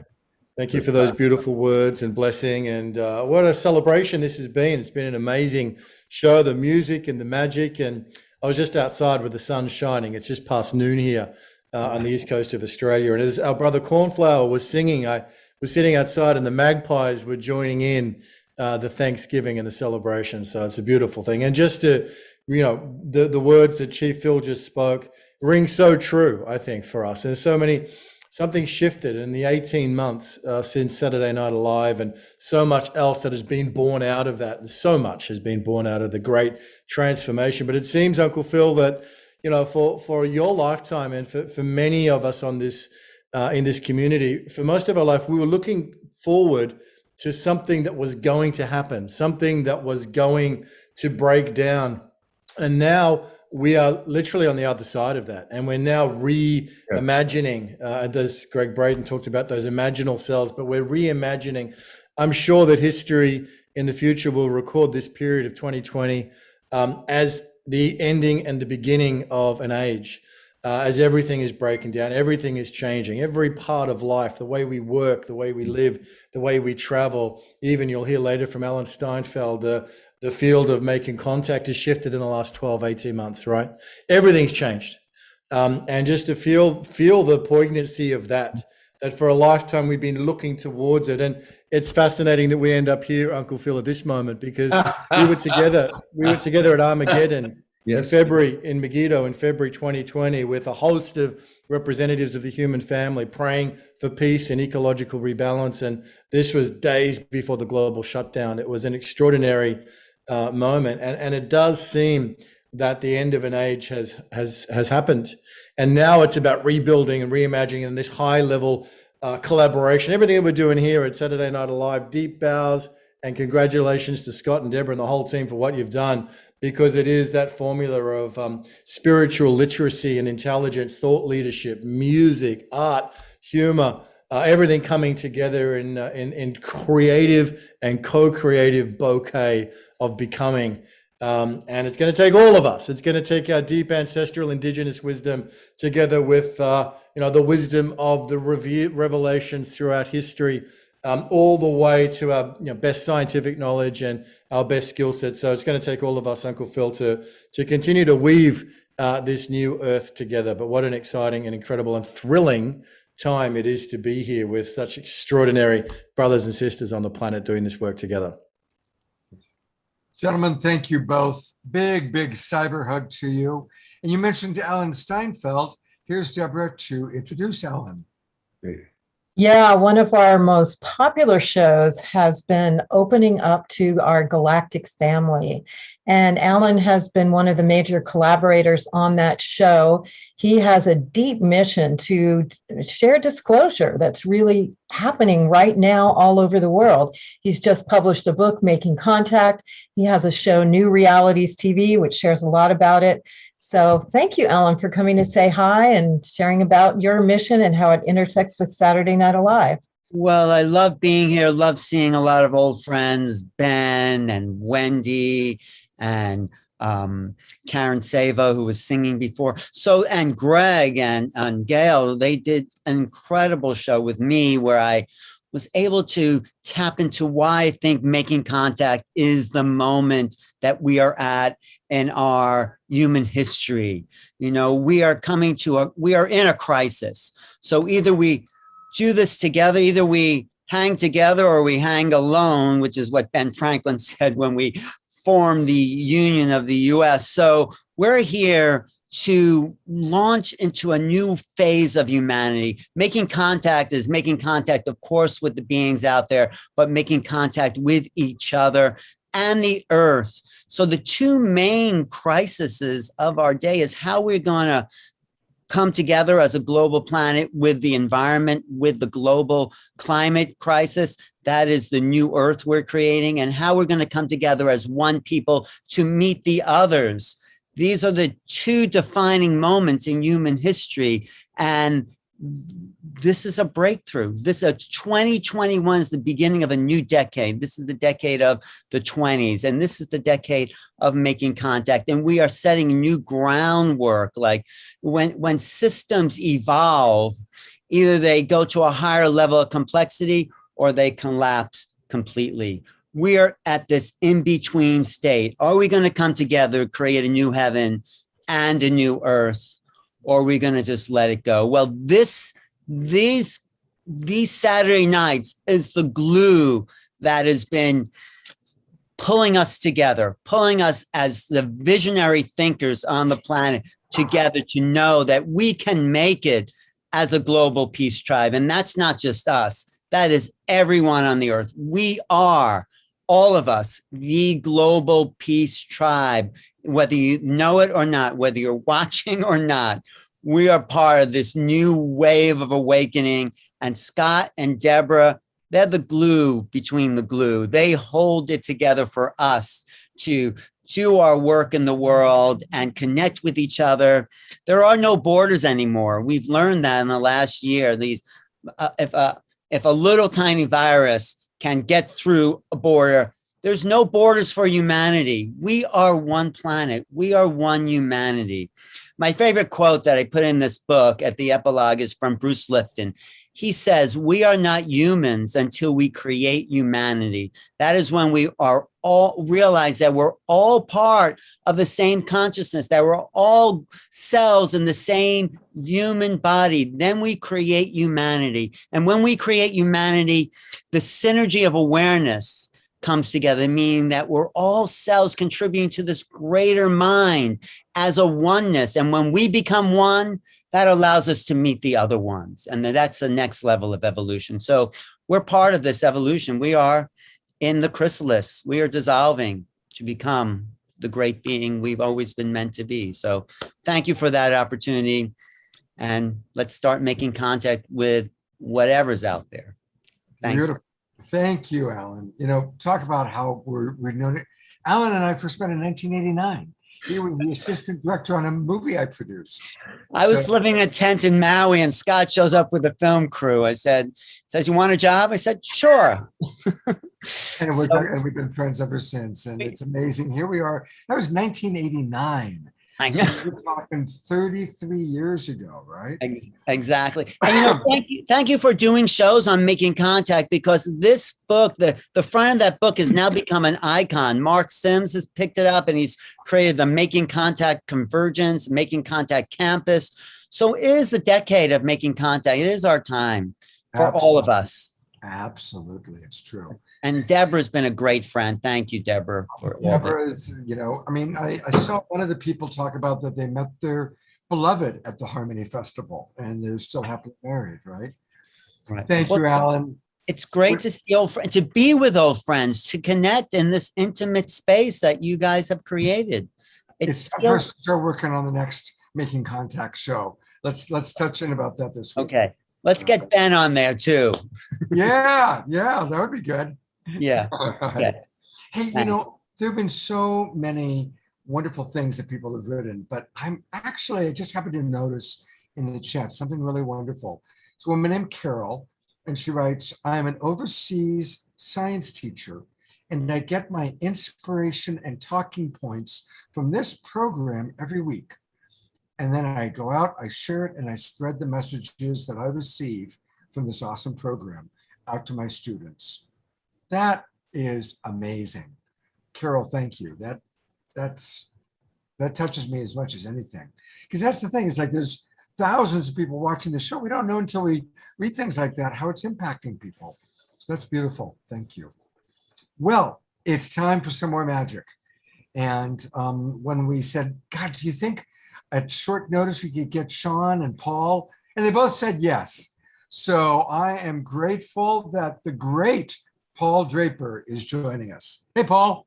Hi, good to see you. I put up my fall set. You see that? It's like Disneyland at fall. Okay, I'm going to show some sleight of hand magic. Sleight of hand magic. I want to make sure everybody can see the front of my table where my fingertips are. Can you see my fingertips? Yeah? Move it back, move it a little bit more. A little bit more? Boom! Yeah, right we there. go. Do you see there? Okay. Yeah. We're going to start with a little sleight of hand magic. With something you rarely see a man in a vest carry in his pocket. 3 metal nuts. 3 metal nuts. This is the nuts and bolts of magic. Watch close. Here we go. Achad, shtaim, shalosh. That's Ivrit. 1, 2, 3. 1 goes into my pocket, and yet I still have 1, 2, 3 metal nuts. Here, watch. Uno, dos, 3 right there. That's Spanglish. That one goes into my pocket, and yet somehow I still have 1, 2, 3. If I take one of those nuts right there real quick, toss it across, a strange thing happens. Cacahuates. That's a walnut right there. That nut turns into a nut. Okay, 2 metal nuts and a walnut. Take that walnut, put it back in the pocket. 2 metal nuts. That's like the start of a bad joke. Here we go. 2. Oh no, I screwed up. Oh, I screwed up. Did you see it? I'll show you. Here's the first nut right there. Here's the second nut right there. Here's the third nut right here. And there is the screw up. Oh no. Do you know what that is? That's a bolt. But a lot of people say it's a screw because I said I screwed up. That's verbal misdirection. Take that bolt tossed over there. 2 nuts go back in the pocket. Watch. The first nut comes out invisibly. Can you see it? No? It's invisible. Throw it on. Second one comes out invisibly. Throw it on. Give it a twist just like that. Tiny, minute motions, and suddenly it's on there. Yay! Okay, so now I'll show you one of the first magic tricks I ever learned. Now, not that I ever learned, but that I ever saw. I only learned it this year, is the truth. I finally pulled out a book and learned it, but it's a classic of magic. I was 7 years old, and there was a fair going on in my little hometown where I grew up.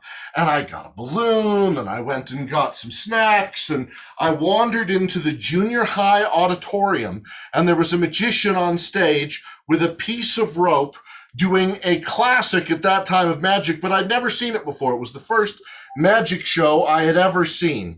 And he took and he cut that piece of rope, and of course I had rope, and it was oh no, we didn't get it. We didn't get it perfectly in half there. It's okay. I'll trim it just like this. And now that's perfectly matching, and then it's so close. We'll start over. So he had a piece of rope. On stage. this fellow, and he did an amazing thing where he took that rope and he said, I'm going to cut it exactly perfectly in half, just like this, cut off the little, get in there, cut off the little pieces to get it perfectly in half. And suddenly he said, and now I have two pieces of all right, so I was watching this and it was so disturbing to me because I was familiar with what rope was. I was familiar with cutting things. My gosh, I grew up on a cattle ranch. I knew how to tie up bushes and trees and things, even at 7 years old. Well, he cut that rope in half and he tied it into a tight little knot just like this. And he said, okay, I've got a short piece there, I have a long piece there. If I hide it like this, it looks like it's just one piece of rope, right? If somehow I was to hide it, no, it's okay. We'll snap, we'll wiggle, we'll wave, we'll just slide that knot right off the end. Boop, and he tossed it into the audience. And that knot landed at my feet. And I was so disturbed by it, I picked up the knot, I left the show. I didn't watch the rest of the show. I decided that magician can't finish this show without this knot. He has to have it. And I never learned that trick until this year. That's a true story. So good. I have one more. Should I share now or save it for next time? No, we'll take it away. One more. Okay, a classic piece of magic, one of my favorites. This is a bag that I picked up in Istanbul, Turkey, actually just outside of Istanbul in a town on the Ionian coast there in the city of Ephesus, where the great pre-Socratic philosopher Heraclitus was, who we all, of course, know for saying you can't step in the same river twice because the river is changed, and so have we. But my favorite show with a river as a child was Willy Wonka and the Chocolate Factory. Remember that chocolate river? I just wanted to touch it and smell it, taste it, but not fall in. A song from that show goes together with this classic piece of magic in a beautiful way that I'd like to share with you to end my time today here. It goes like this. Come with me and you'll be in a world of pure imagination. Take a look and you'll see into your imagination. We'll begin with a spin, traveling in the world of my creation. What you'll see will defy explanation. If you want to view paradise, simply look around and view it. Anything you want to do it. Want to change the world? There's nothing to it. There is no life I know to compare with your imagination. Living there, you'll be free if you truly wish to be. Yay! Fantastic, Paul. Thank you so much. Wow. Well, it's so fun to come on and share a little magic with everybody on here. And you can follow me at pauldraper.com. Pauldraper.com. I'm going there right now. I had it and I lost it, and I'm going back there right now. PaulDraper.com is how we find him. And Paul, I want to also acknowledge that every day you donate one magic show to senior citizens, to children. And that's a really, really beautiful thing about you. So I appreciate you, and I appreciate you dropping in and joining us. And there he is, PaulDraper.com. And let's all support Paul. You do shows. Right, I do virtual shows for companies, Apple, Facebook, and even your kid's birthday party. And I've been giving away a free show every single day since March 20th of 2020 to Title I schools, retirement homes, homeless shelters, women's shelters. So if there's a charity that needs a show, or if you have someone that needs a show, I'm available to Zoom right into your room. God bless you, Paul. Thank you so much for joining us. Bye. Well, there's just so many amazing things that we've got planned still. And at 8:30, we're going to have a great after show for you. So definitely stick around for the after show. I want to bring on a video of one of our favorite guests, and that's Lynn Twist. And Lynn has been on the show many, many times. She, of course, wrote The Soul of Money. I know her very much from her work with the Pachamama Foundation, one of my favorite nonprofits. We've raised money for them on this show. And here's a lovely message from Lynn Twist. Well, it's always a joy to join you on Saturday nights. I love that you do this every Saturday night. It's a huge accomplishment. I mean, it's complicated. So many speakers, musicians, the technology, and then putting the word out so that you have hundreds of people in the Zoom room and thousands of people on Facebook. I just need to say how, you know, I know we all are learning about how to build community this way, given that we can't gather physically, but you're doing a really beautiful job. And I've been on your program several times, and I was just present to what it takes, the kind of humility and responsibility and peacefulness, actually, centeredness it takes for you, Debra, and you, Scott, and all the people that I don't know their names, or maybe I do, but I'm not. I represent. I want you to know that for me, you represent a community of deep, peaceful communication and communion, which is really what this whole evening is about. The music gives you that sense of being in communion. Listening to Daniel, listening to Larissa, listening to incredible speakers. Carolyn Mace is one of my all-time favorite people.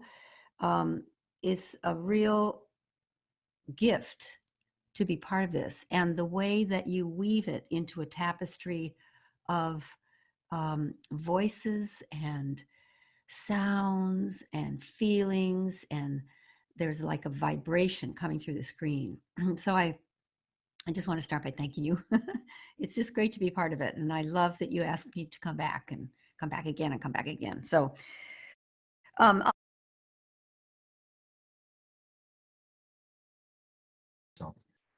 what a blessing to have someone like Lynn Twist, who has said she actually watches the show even when she's not on it. And so thank you, Liz, for that, Lynn, for being such a wonderful person. And one other video from a friend, and this was just sent to us, recorded today and sent today. And this is from Rick, who we worked with just last week. And so let's see what Rick has to say in congratulating us on our 18 months. Hi, Deborah and Scott, and everyone watching.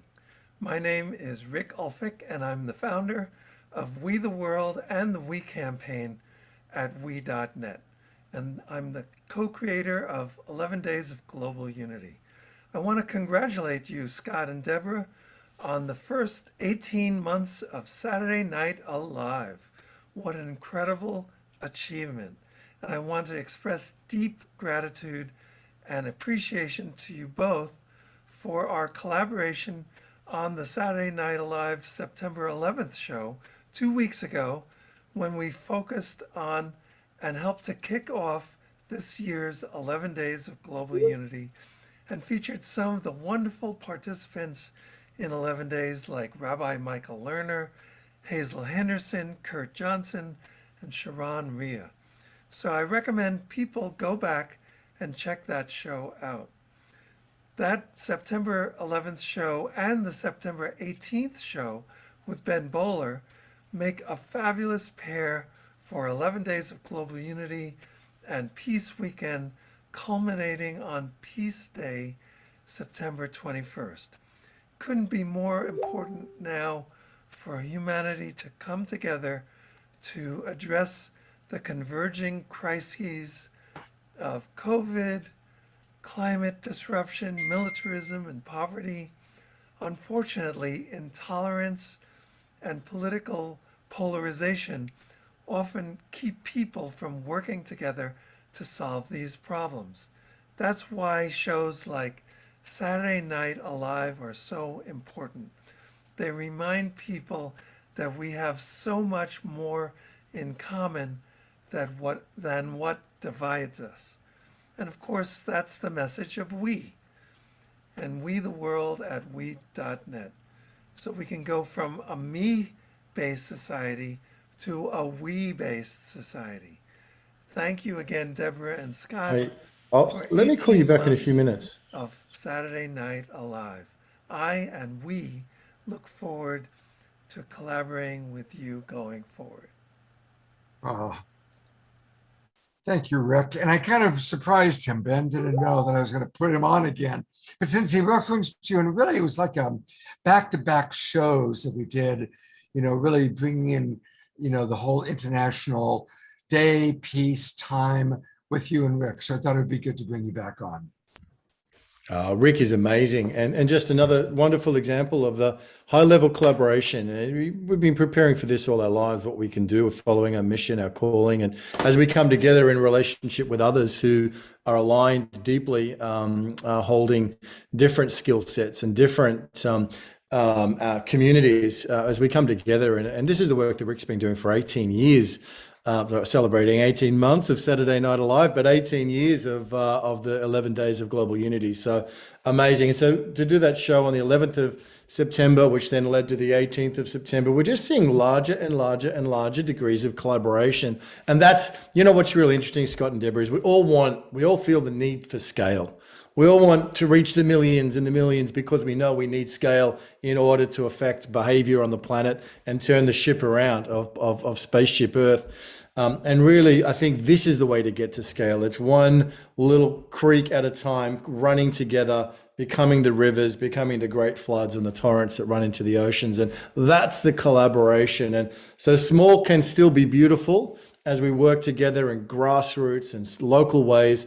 And yet it's by this humility and service-mindedness that you guys are modeling so beautifully that we can come together and realize that we're a part of a much, much larger organism of transformation on the planet. And Rick's fantastic model of that, as are you and John Raymer of the Sign Network. And we just heard from Chief Hill and everybody here in the community. I think that I'm sure I'm not the only one who's sensing a lot of optimism and a lot of joy by your program tonight, reflecting on the last 18 months, looking ahead to season 7 and everything that's before us in this co-creative adventure. So thank you once again. And on behalf of all Unity Earth and our partner organizations, congratulations on Saturday Night Alive, the first 18 months, and all the best and blessings for the road ahead.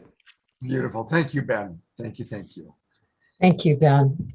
And now to introduce our next speaker, here's Debra. And before that, I just want to thank everyone for registering your donations that you're giving us. We get emails when you do that. It's like a green love ping to us and really encourages us to keep moving forward and go on. It does take a lot to produce these shows. And I just want to thank you so much for your green love in your donations when you register and to our donation portal. So we feel it, we appreciate it, and we're going to give it right back to you. So thank you. And the links will also be in the emails on Monday, along with more information about what we're launching. But next, we want to bring you some more music. So we want to bring Johanna One Heart Beekman to, again, continue to raise the frequency of this beautiful show, open up our heart, and share her beautiful voice and her beautiful message of love. Welcome, Johanna. Hi, Debra. Thank you so much. I'm going to sing a song, another song actually, off of the Mantra Soul album. Since I'm here at the Festival of Colors, it's a traditional celebration of spring in India where we throw chalk colors in the air. However, we're celebrating a little late here in Utah. And we sang this song today with a full band and lots of dancing and clapping, and I was inspired to share it tonight. And it is called Radhe.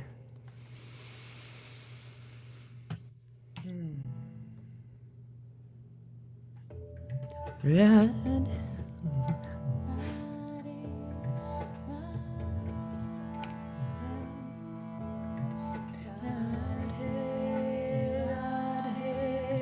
Radhe, Radhe.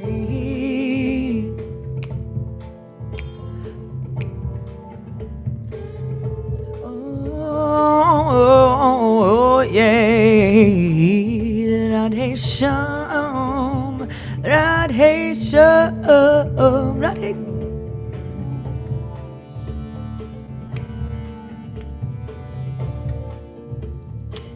Radhe Govinda Bolo Radhe Sham. Radhe Govinda Bolo Radhe Sham. Radhe Govinda Bolo Radhe Sham. Radhe Govinda Bolo Radhe Sham.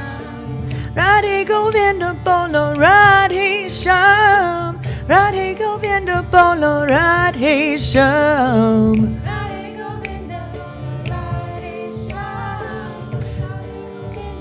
Radhe Sham Bolo, yeah. Radhe Sham Bolo, yeah. Radhe Sham.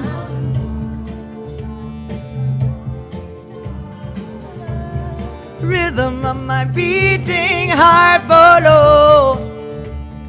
Radhe Sham Bolo. I can't hear the track. Radhe Sham Bolo.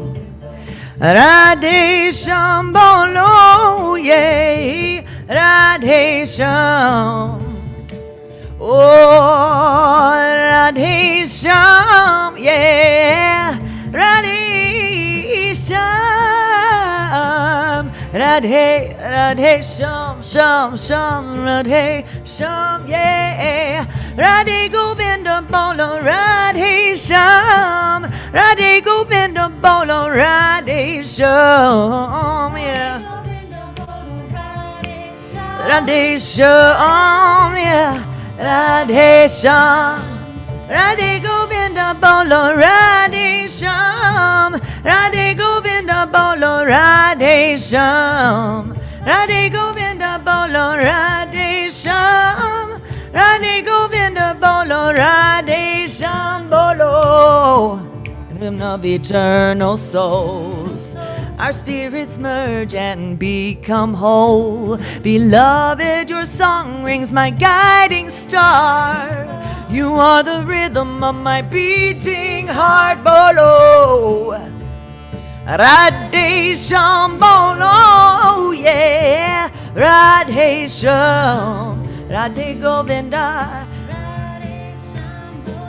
Radhe Govinda, Radhe Sham, Jai Jai Radhe Namo Namah, Jai Jai Radhe Namo Namah, whoa, Jai Jai Radhe Namo Namah, Jai Jai Radhe Namo Namah, Radhe,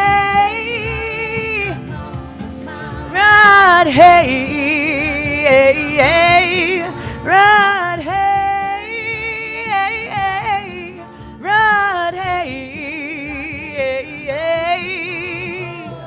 You are the rhythm of my beating heart. You are the rhythm of my beating heart. Whoa, rhythm of my beating heart. Rhythm of my beating heart. Whoa, rhythm of my beating heart. Rhythm of my beating heart. Whoa, you are the rhythm of my beating heart. Rhythm of my beating heart. Radhe Sham. Jai Radhe. Radhe Sham. Radhe Sham. Oh, fantastic. Thank you. Thank you. So I want to share a couple things. This is oh, well, that's an old one. Oh, that's long ago. That's old. Long ago. That's an oldie but goodie. But yeah, Really? do check out our single with Mikey Pauker called Help Us Love. It is really beautiful. And the Mantra Sangha Health and Healing featuring Krishna Das that he just showed you. But Lullaby Yoga is the program I really wanted to show you. Lullaby Yoga, 5 days to come home to you. You can check it out at lullaby.yoga or johannasings.com/5 days. 5 days of 20-minute practices where I reset your nervous system through sound and movement that you can do anywhere. I sing sacred chants to you that rebalance your nervous system while you breathe and hold yourself in the most intimate space. So that is an offering that's available right now. So please personal message me if you have any questions. Follow me on Spotify, Instagram, all the places. I'm Johanna Beekman on Instagram and social media. We're kind of changing back from One Heart, so you can find my music right now on Spotify under Johanna One Heart, but in a couple of weeks it will be Johanna Beekman again. So I will be re-releasing actually all of my chant music with BY Records, subsidiary of Warner Records, coming up in the next month also. So look out for that. It's a very exciting collaboration. Johanna, thank you so much. You always bring so much to us, and we're really grateful to you. And we certainly we'll see you this Thursday night. Yeah, you know, I Johanna- actually saw October 30th and I thought that we had errored. So No, we no, it sent is out this a mailer Thursday. saying it was October 30th. We'll have to put together a mailer, saying it's this Thursday after all, and we'll make it happen. Yeah, I think Debra did do that, but we are this Thursday, September 30th, for the supporters party starring Johanna and also Yay. fundraise. Yeah, and we're all Oregonians, so you That's can right, feel what yeah. the Pacific Northwest does to our spiritual lives when we have a little rain in the wintertime. But not the summer lately, we pray. This is actually, we switched out singers also, unbeknownst to you. This is Rainbow. She also has dark hair and a beautiful voice, and she played the harmonium with me on this. Rainbow, thank you so much for joining us. I come with an entourage of goddesses, apparently, especially when I'm at a festival. I got really lucky, so. Absolutely. Well, we're all blessed. We're blessed by you and Rainbow.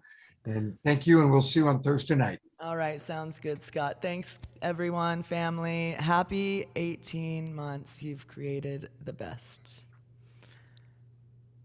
We are one. We are one. We are one. Oh, yeah, yeah. Oh, yeah, yeah.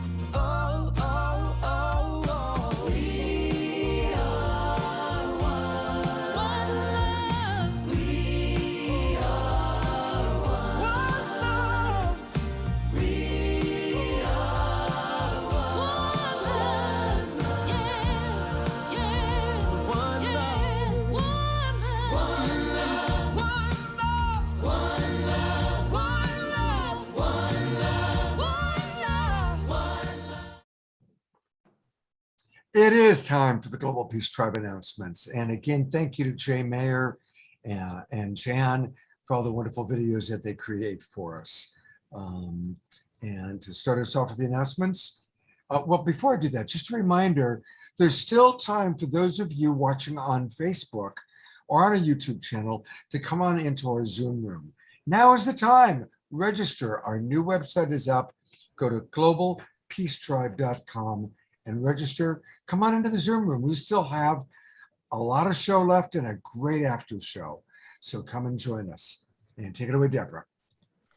Yes, again, thank you for all your donations when you register. So deeply grateful for all that, and donations into our donation portal. It's really going to make a difference, so thank you. If you'd like to sponsor a show where you get a lot of promotion, please also contact us. If you'd like to volunteer, there's options for that as well. And our supporter party is coming up. We also wanted to announce a program that has been really incredible and successful last time, Wisdom of Trauma. They're doing part 2. I'm going to put some information in the chat room for signing up. This is with Gabor Mate and many other people. As you know, trauma is such an incredible problem in our country, and to heal the trauma is really going to help heal our humanity and our country. A lot of other people are on the program, so you can register. I'm going to put that in the chat room, and we'll have it on our email list as well. And Scott's going to share about next week's show and our upcoming October shows. So we're going to give you a glimpse of that. All right. Well, first off, here is the information there. I love a cat. Here's what's going to be happening in October. We've got 5 great shows. I'm going to show you a promotional video in a minute for next week. And then October 9th, we're going to be doing a very special collaboration with the twin rays, Shakina and Sananda, and that's going to be fun. And we're going to be spotlighting global leaders that are helping us to move forward. October 16th, all about what's happening with the climate and solutions. October 23rd, honoring our body temple. And then October 30th, our second, I think it'll be annual, celebrating Sacred Samhain, All Hallows Eve, and All Saints Day. So these are going to be our upcoming shows. So once again, this is why you want to register now so that you don't miss anything. We really work hard to make sure that every week is unique, special, and magical. And to learn more or to get a taste of next week's show, here is our brief promotional video for October 2nd.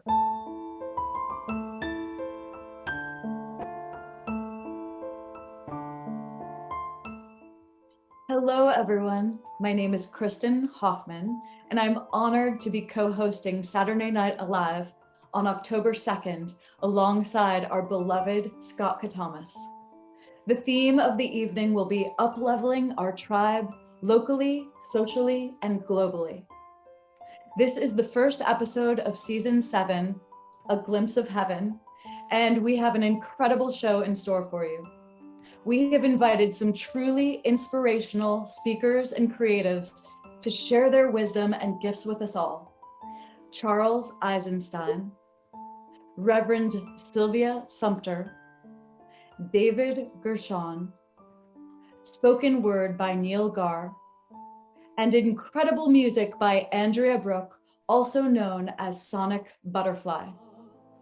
Of course, I will also be sharing some live music during our episode, and I'm really looking forward to tuning in with you. This is the time for us to come together as a community.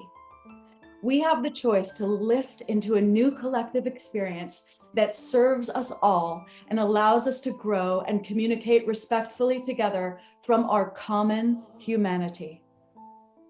After all, we are the ones we've been waiting for, and this is the time we've been preparing for. Please join me for a night of discovery as we celebrate our incredible community. And don't forget to register at globalpeacetribe.com. See you there.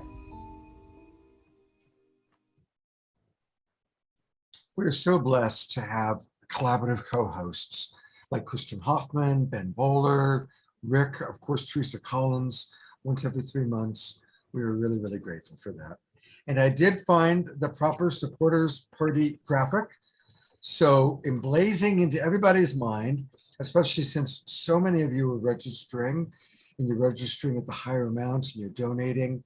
It's this Thursday night, September 30th. So please register at the higher amount or donate $50 or more and come join us for a really special, intimate, interact with Johanna, Debra, myself, and the twin rays, Shakina and Samanda. It's gonna be a really, really fun night. And to give you a little treat, a little idea, there's a second video here on what's going to be coming up in our after show. And so let's take a look at that. I haven't even had a chance to watch it. It just got here to me. So let's take a look. This is from Jay.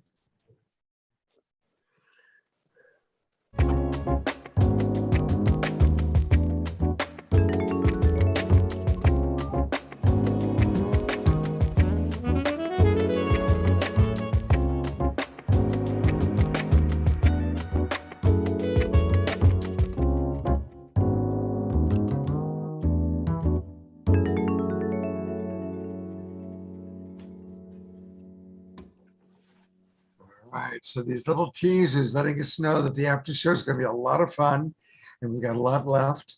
And to guide us between here, the end of the main show, and into the after show, we're turning it back over to the magnificent Cornflower.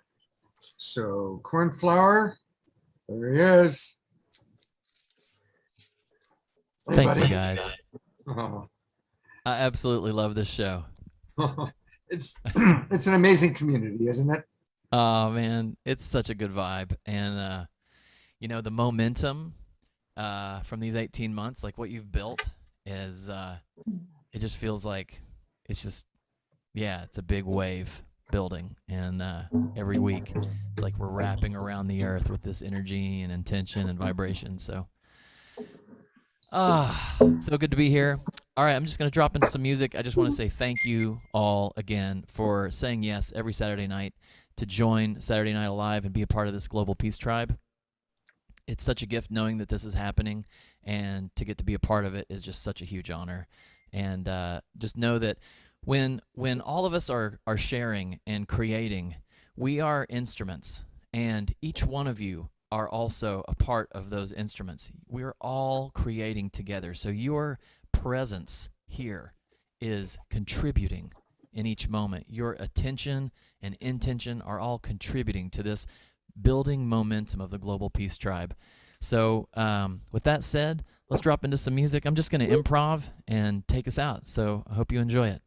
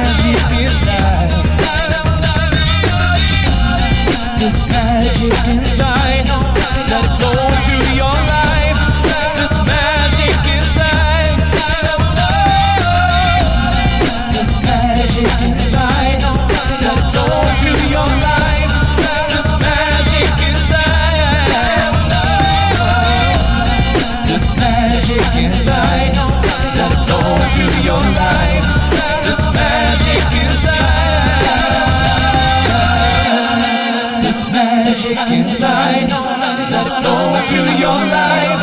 This magic inside, this magic inside, let it flow into your life. This magic.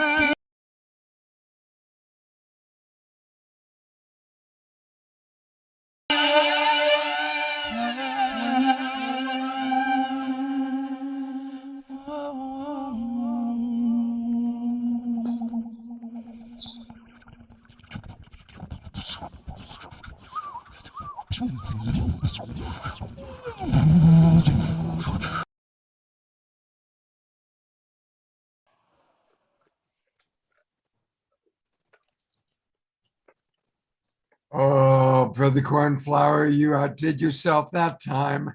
What a fantastic way to end our main show with everybody moving and grooving and dancing. Just fantastic. And everybody, please, right now, go to cornflowermusic.com. And if you haven't already registered, register so you can get the free song. Please do it now, all right? Because we want to support this brother so much. And you know what? Let's all get a You Are the Medicine t-shirt or an ocean water unisex tank top. I'm going to order it tonight. I really am. And Scott, we're doing a workshop with them at the end of the month. That's right. That's right. That's right. So put down on your calendar, on Sunday, October 10th, let's all come to Asheville, North Carolina, where you can be with Cornflower and I live. And then 2 weeks later, on Sunday, October 24th, we'll be back online with Cornflower and our beloved Kristen Hoffman doing another Sonic Source. And their music together, they go back and forth. It's remarkable. It was pretty amazing getting to do that together. You know, it's very rare that I meet people musically in a similar space. And she is one of maybe 5 people that I've met throughout my life who I have that musical relationship with, and it was so potent and beautiful. We hope you can join us. We'll be sending out promo stuff soon, and yeah, thank you all again for tonight. It's been really magical. Yeah, absolutely. We'll do a lot of promotion for next week, since Kristen's going to be our that's right collaborator. Cornflower, I love you. Thank you so much. Love you, brother. Love you, Debra. Love you, everyone. Have a beautiful night. And speaking of Debra, I'm going to bring her on for a moment. This is it. It's the end of the main show, but we got a lot of wonderful after show. Jay's put together something really special. You're going to meet some wonderful guests and see some cool videos. Debra, congratulations on our first 18 months. I know this has been really beautiful to feel the gratitude, feel the love from everyone, and feel the coherent love of the whole Global Peace Tribe. We feel that every show. We feel it so strongly tonight. And it gives us a lot of good juju to keep creating and keep manifesting this new world in the way that we wanted to be, with peace, harmony, and love for everyone, all beings, including Mama Gaia. So thank you so much for all your donations. Thank you, Scott, for an incredible partnership that is just undying to the core. It's straight, and we're there every single day, working nonstop. It's amazing. So thank you, everyone, for your support that allows us to keep doing this. It's really, really appreciated.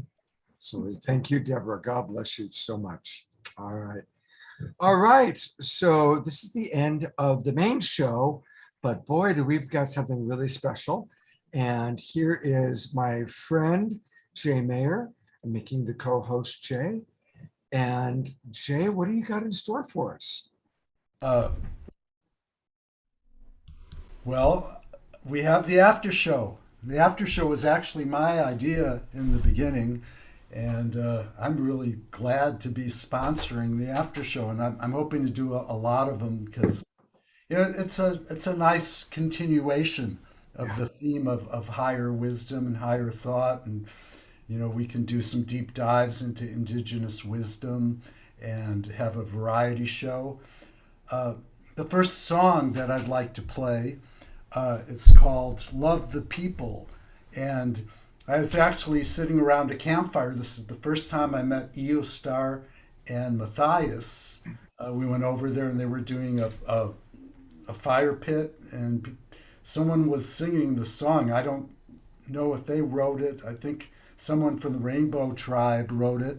And I just happened to play the recording, and it was so good that we decided to record it and make a video. So this is called Love the People. And here we go. This is Love the People. Let's put it on full screen.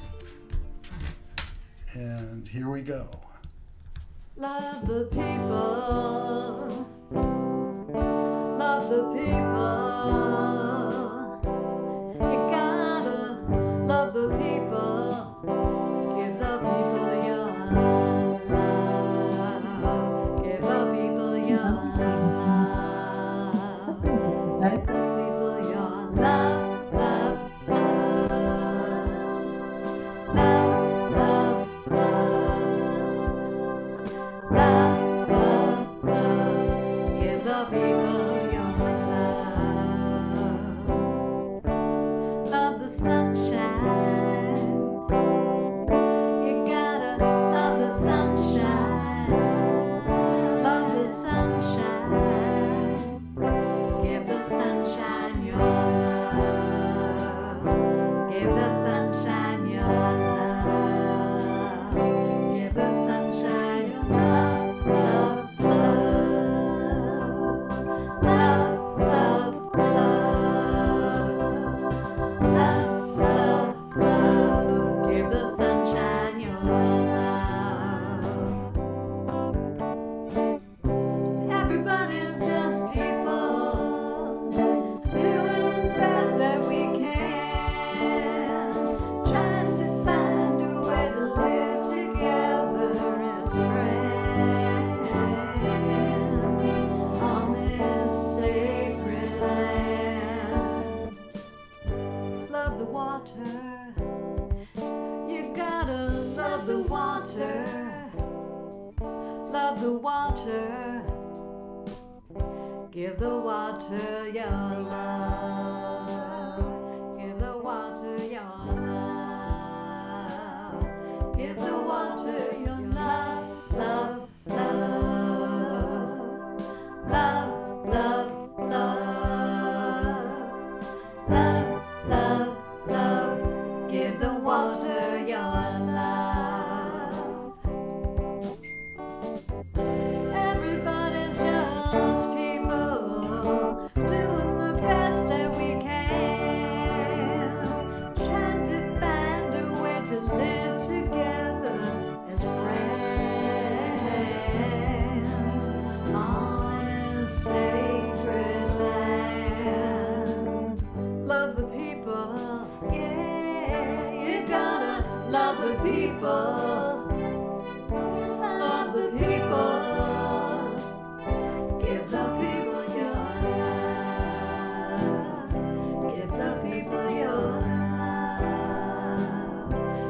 the people your love, love, love.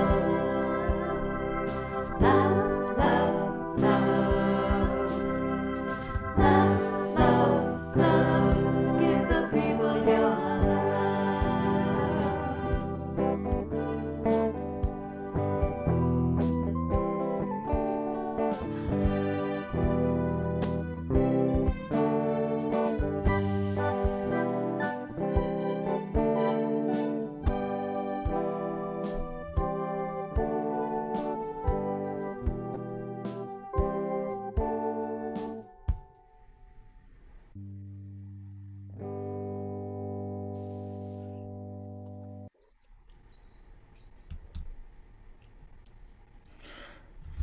That was so much fun. Great job, editor Jay. I really want to acknowledge the great job you do with just all those images you chose. And hey, there's somebody here. Here's the lovely and talented Jan Kaplan. Jan Kaplan, she's the voice in that song. We've worked together for years. We have two bands. It's called Big Band Beatles and Swing 60s, and we did this song. So Oh, what a joy to play music with Jay. How fun to share that. good.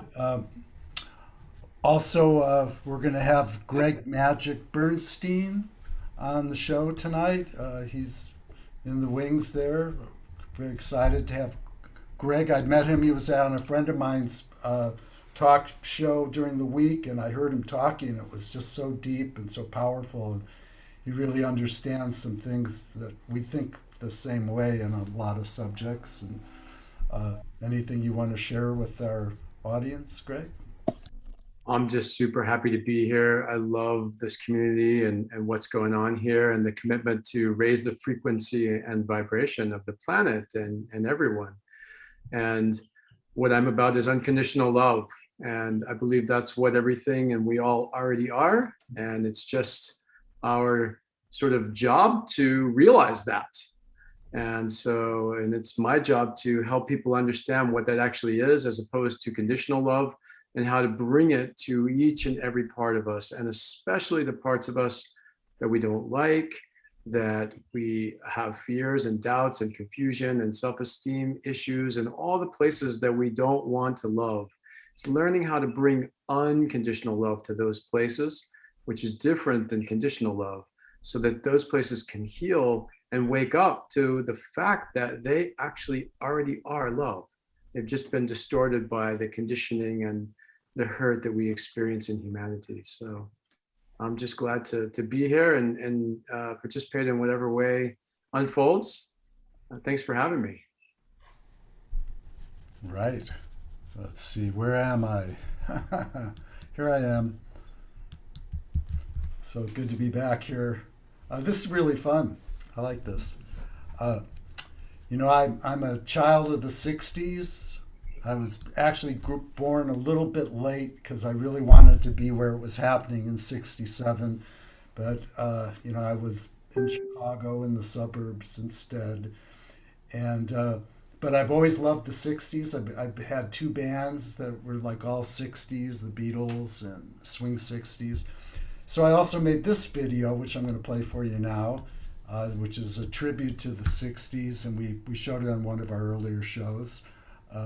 So let's see what happens here. A little full screen.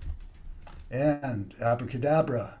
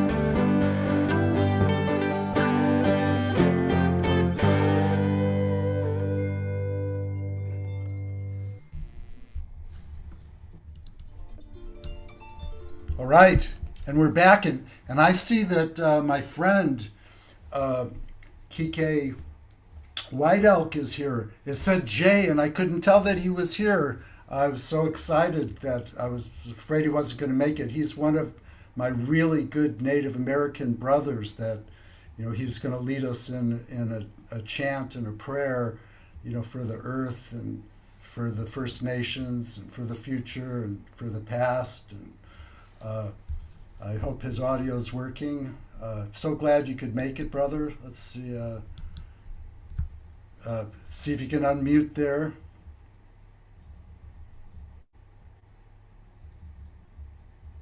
Can you hear me? Yes. Yeah, I made it. I've been watching both shows. They were pretty interesting. Great. I wasn't sure if I was on or not, but I kept playing with it until I got it. Did you have your drum? Oh yeah, I'm at home. I have my drum. I have my rattle. You want to take it over from here? Yeah, I'd like to open with just a small prayer, native prayer. It's for the people. It's for this earth. It's for all living things. And it's for enlightenment and to show that there is a tremendous amount of love on this earth still to be shared. And some of us are just waking up to it. The children help me bring that about because I love my grandchildren and all the children that I run across every day and all the ones that I've had, 6 to be exact. But the people in general, I look at all. I look at the homeless. I embrace them. You know, I pray with them. So anyway, that's all really good. So here we go. Yane oma kena ya hete yo suka chola okana ya heda yo yeda na shina wa ya wena kana he. And the heartbeat that relates to all cultures. Oh, te so swatan not te ya te hosa okiaka eskana estena oh ma cha ne ya yo. All the blessings to all the people, to all my generations. Takuyache. And here I am to speak. It's an honor for me to be on this show, actually, and for Jay to invite me, because I always share what's in my heart. I feel for the people. I feel for the earth, all the atrocities. I feel their pain in order to grow as a human being and understand even more. But lately, I just came out of hiding after 13 years. The elders been asking me to return back to the medicine wheel. And so I've done so. And my journey has begun recently with the pipe of the elders that was passed on to me and blessed by many elders throughout many tribes and also ceremonies. Anyway, it's an honor for me to speak in behalf of Native people and all the people wherever I can reach them. It's a good thing that this program, it invokes the love and the peace for all things, and that is good because this is what I try to do. I work in the circle of the medicine wheel because they call us healers. I'm called a ghost runner because I visit many places and I do healing ceremonies and I try to uplift people, whether they're sick or somehow they're disturbed in their life, you know, something has gone wrong, and I let them know that it's okay because there's always light along that road that we walk in our journey until the destinies are shown to us at the last minute. So, like I said, it's an honor for me to be speaking right now, and it's very pleasing and very comforting in a spiritual way. And I hope that everybody else is happy, laughing. Laughter is very important. To us Native people, it's very important.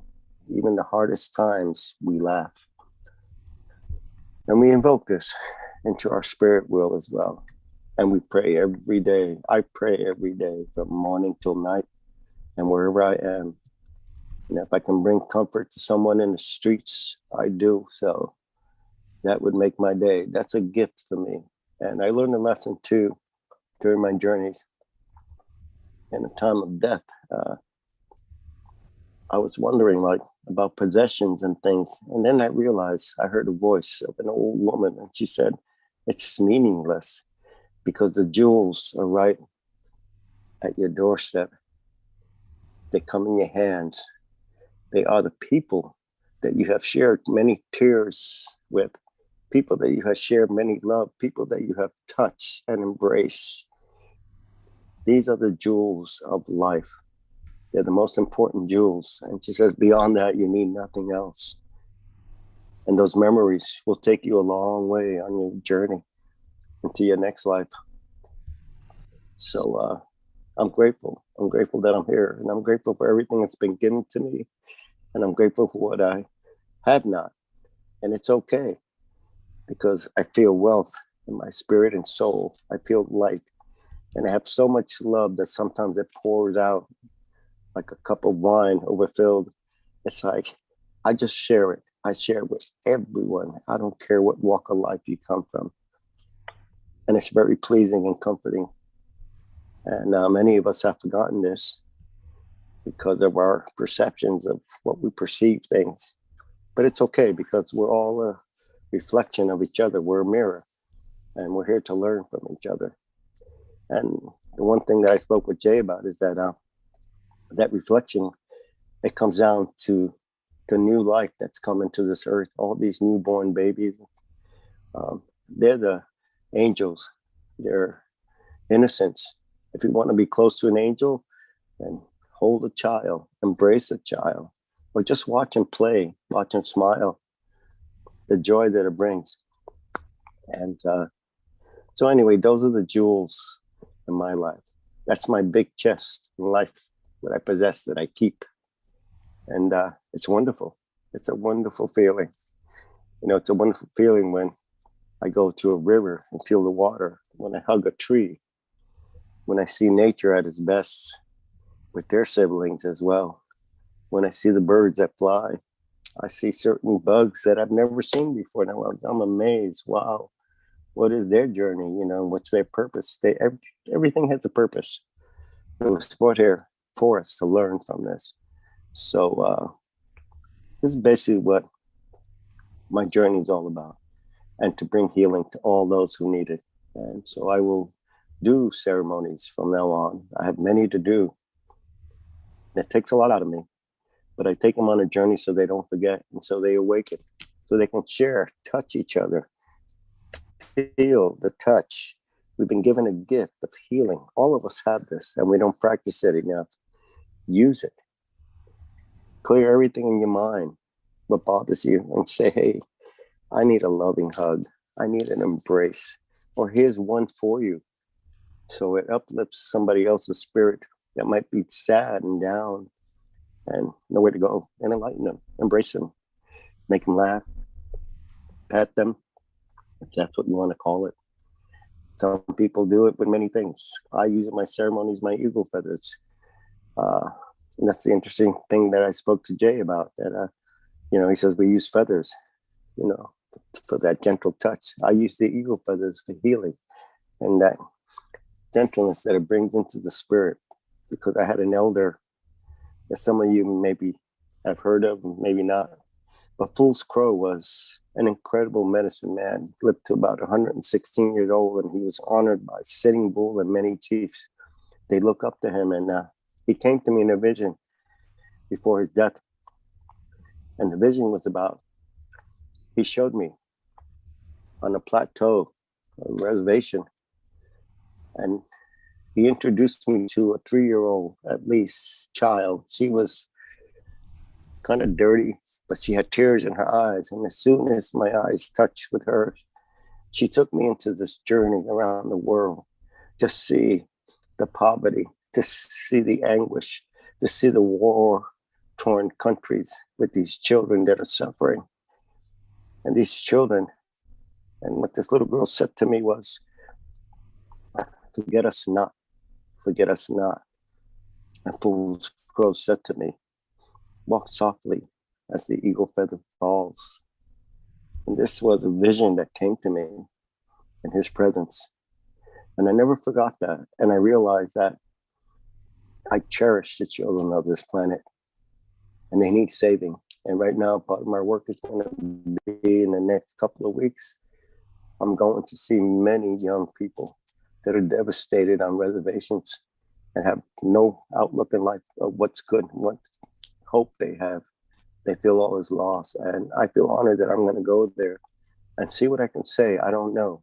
I'm not saying that I'm the savior or whatever, but if I can bring words of wisdom and awaken them and enlighten them and show them that their spirit is magic, their spirit is so full of tremendous magic, tremendous love, tremendous hope, and many other things, that they can achieve a hierarchy in their life if they choose to, and not choose to be walking like in the night in a desert, lost and nowhere to go. And I'm concerned with this because many are committing suicide.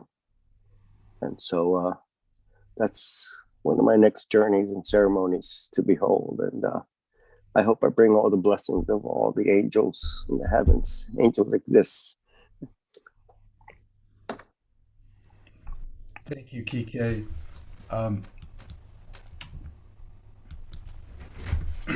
So I'd like to just continue here just for a second, because we have like a really important video that I wanted to show you. It's a Native American video. It's got Purify and other important leaders in it. Let me just put this up here. This is about the pipeline, and this is what we're talking about. So please enjoy this. Yes, I will. Ninga Shichike Nebe Onche. Ninga Shichike Nebe Onche. This is the same water that was here when dinosaurs were here. There is no new water.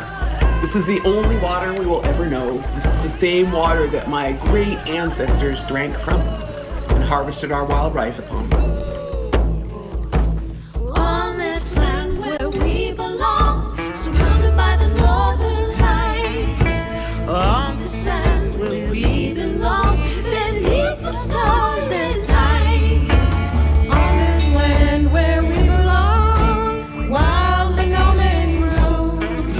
Our blood runs red through the watershed of Nimama King. On this land where we belong, rivers, lakes, and streams flow through the heartland of the sacred Mississippi.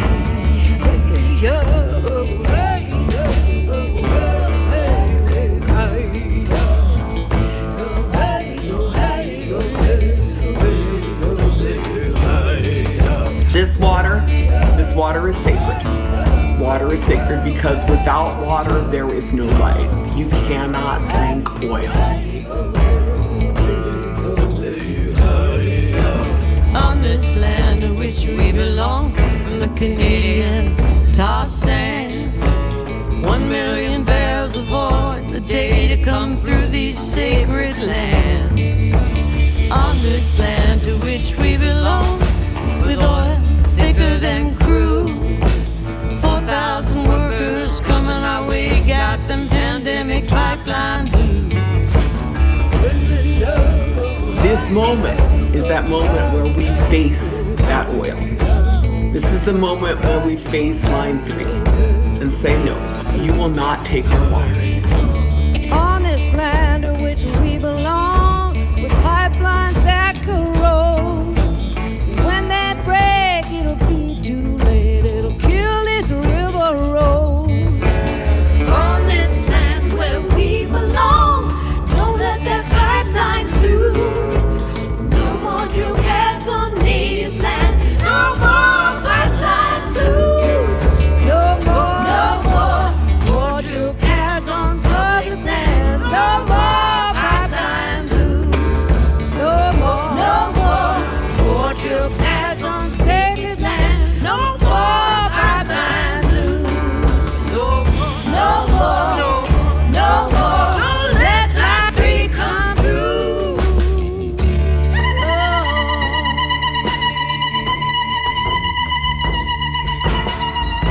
You are a story fed by generations. You carry songs of grief, triumph, thankfulness, and joy. Feel their power as they ascend within you. As you walk, run swiftly, even fly into infinite possibility. Let go that which burdens you. Let go any acts of unkindness or brutality.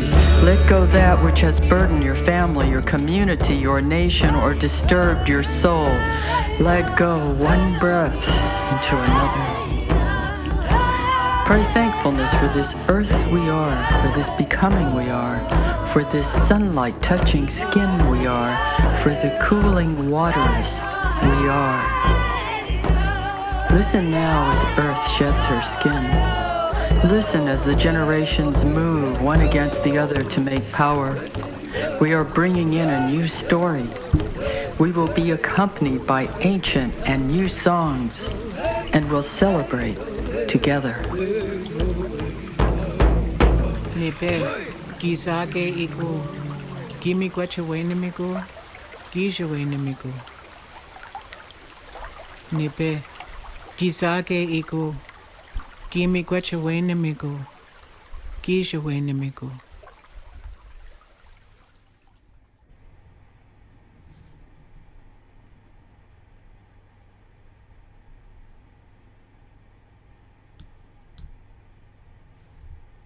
And we're back. Yes, line 3, that's very important to Saturday Night Live, and we've been covering the story and watching it and trying to help, giving money to the Lakota People's Law Project.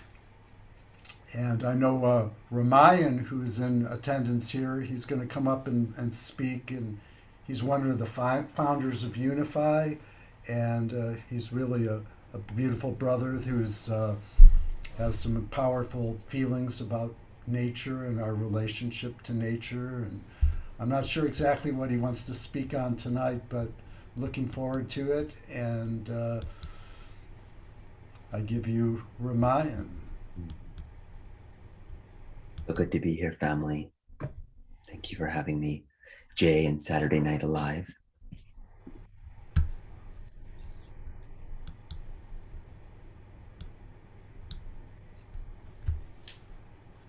It's beautiful witnessing that video. Thank you for sharing that. To feel those prayers. Not a lot of people are aware of what it takes to stand in that fire and to stand and truly defend the sacred. And I also have so much compassion because growing up in a system of colonization, it's harder to discern it. It's harder to understand it. And yet there's a reckoning today. There's a reckoning in terms of our planet.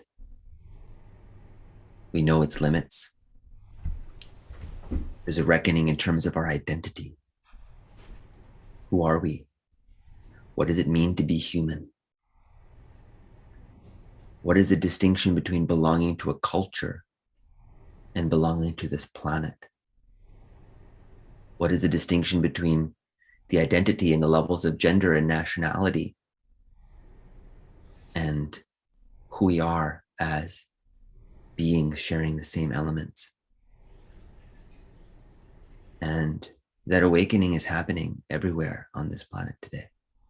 Doesn't matter what body you're in, doesn't matter what skin color you are, doesn't matter what suit you're wearing, so to speak.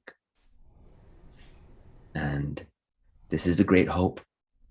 This is the great prayer that all of the wisdom traditions, be they Eastern or Western, indigenous, all wisdom traditions really are indigenous.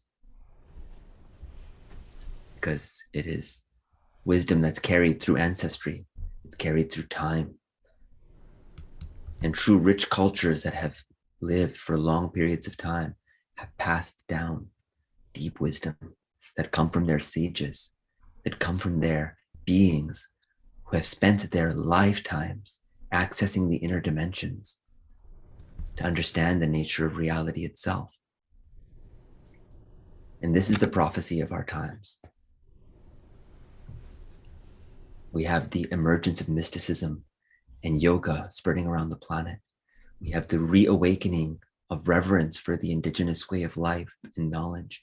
There's a re-remembrance that is taking place because it's encoded into our very DNA. You know, my lineage is the Bhakti lineage. And the Vedas hold the codes and the seeds of our origin story. And our origin story is so vast. If we knew how eternal and how ancient we truly were, if we knew that we were intergalactic travelers on an epic journey and an epic quest, if we saw ourselves in our true nature and our true light as fragments of Creator, dreaming life into being, how would we act? Instead of being a victim of a circumstance, we're empowered creators. And the only thing that gets in our way is we become attached to attitudes and opinions and viewpoints about things. But in the natural state of inner silence, of connection to life,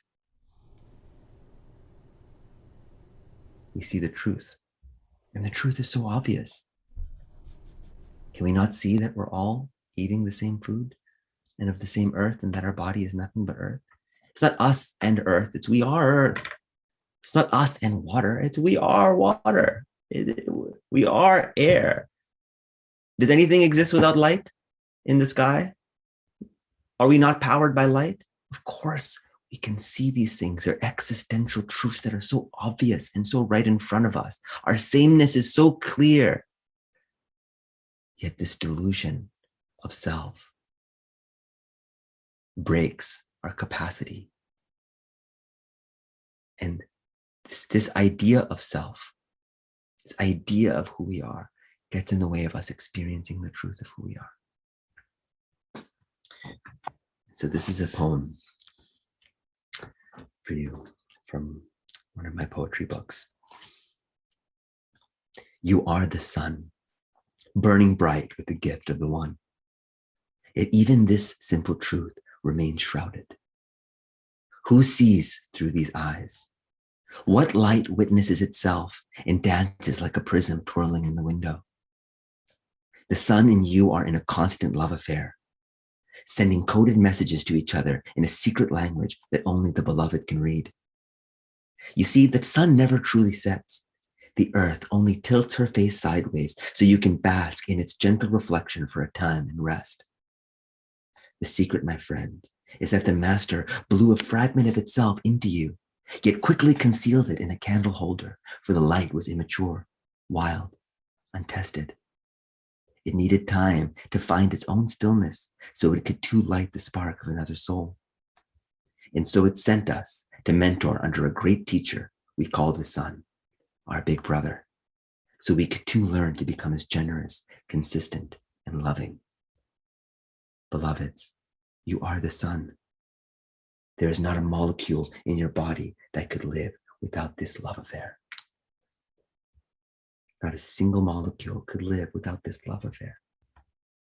One day, We will put aside our little notions of self, crafted in the playground of the Father, and rise into this great truth and never be limited again.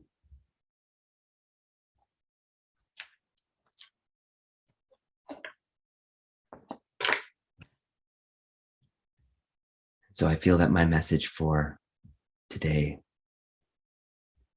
is the same message. It's whatever it takes for each one of us to awaken to our interconnectedness and live that with each other in the spirit of the gift. That's our task. And that's what it means to unify today. It doesn't mean to break plurality. It doesn't mean to homogenize culture. That should never be done. It's not respectful. We must respect nationhood and practice and access to divinity in ways that we've cultivated. But there's a fabric of unity because there's a connected truth of who we are that we can rest upon together. That's what it means to be unanimous. And we must stand together as united people. It can't just be United Nations sitting in a big room in Geneva making decisions for us. The rising is all of us who share these same values, being able to represent ourselves. Thanks for having me.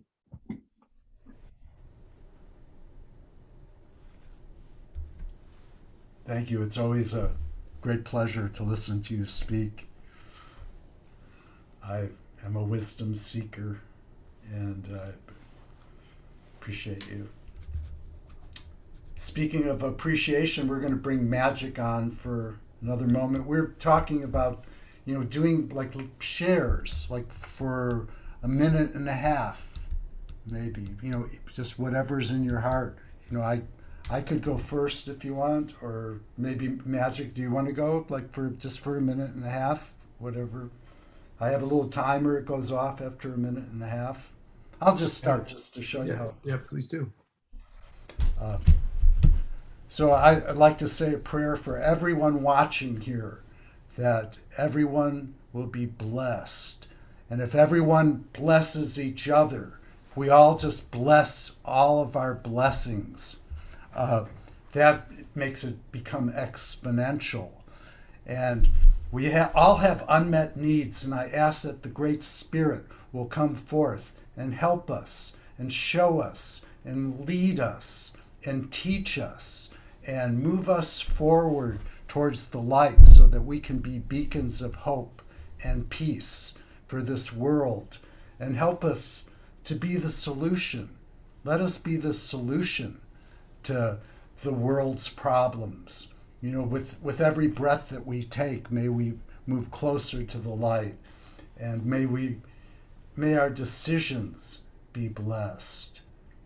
And thank you for blessing everyone watching this, and our families, and our finances, and our health.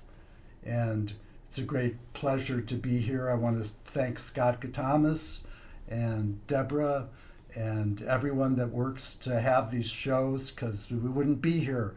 And we need a voice. We need a voice these days. And this is it, folks. This is where we start. So that's my time. That's a minute and a half. And I guess Gregg can go next, and then Kike and Ramayan. Stop. And even Scott, if he's still around, if he'd like to join in. So Magic. Yeah, hey everyone. I love listening to these beautiful brothers share, and I hear prayers and talks of unification and of the dissolution of separateness. And so I want to offer an invitation to everyone who's listening right now of a way that you can, as Gandhi said, be the change that you want to see in the world. I want to invite you into an opportunity to actually go into the experience of oneness, to a doorway into that. When most people say they want oneness, what I find out when I speak to them is what they really want is halfness. They want the light, they want the conditional love, they want the laughter, the happiness, the joy. They don't want the darkness. They don't want the shadow. They don't want their fears, their doubts, their confusion. But that is a part of reality as long as we are still here in this dualistic, bifurcated reality of separation. And so to unify, we can all do this ourselves by going inside, perhaps after the show. Go inside yourself and find some sensation inside of you, some emotion or energy or field of consciousness that you don't like and that you are, as such, separate from, not unified with the reality of what's present in your field right now. And can you bring consciousness and awareness and presence to that? Can you bring unconditional love? Unconditional love is, it's not separated, it's not bordered, it's undifferentiated. It's not like conditional love. It knows no boundaries or borders. It is everything and can penetrate anything. And when it does, it heals and returns us to our natural state of unification with ourselves and therefore with all that is. So simply to go inside yourself and find something, some sensation or something that's uncomfortable, and bring your loving presence to it. And just how intimate can you become with what's present in you in this moment? Can you fully accept that this is reality in this moment? Can you unconditionally love this reality in this moment? Ultimately, can you dissolve the sense of self that is observing it and become the part of you that you've been separate from? That is an exercise in unification and oneness. That is how we can all do the work ourselves. And then once we do that, we begin to see the unity and the oneness in all that is. And I see you as God, and you as God, and you as God, and everything as God. And so this is what I would invite you into as this evening is going to be closed out, is to really go inside and find God, find love. It's right there inside you right now. You are what you've been seeking, and you are what we all have been seeking, each one of us.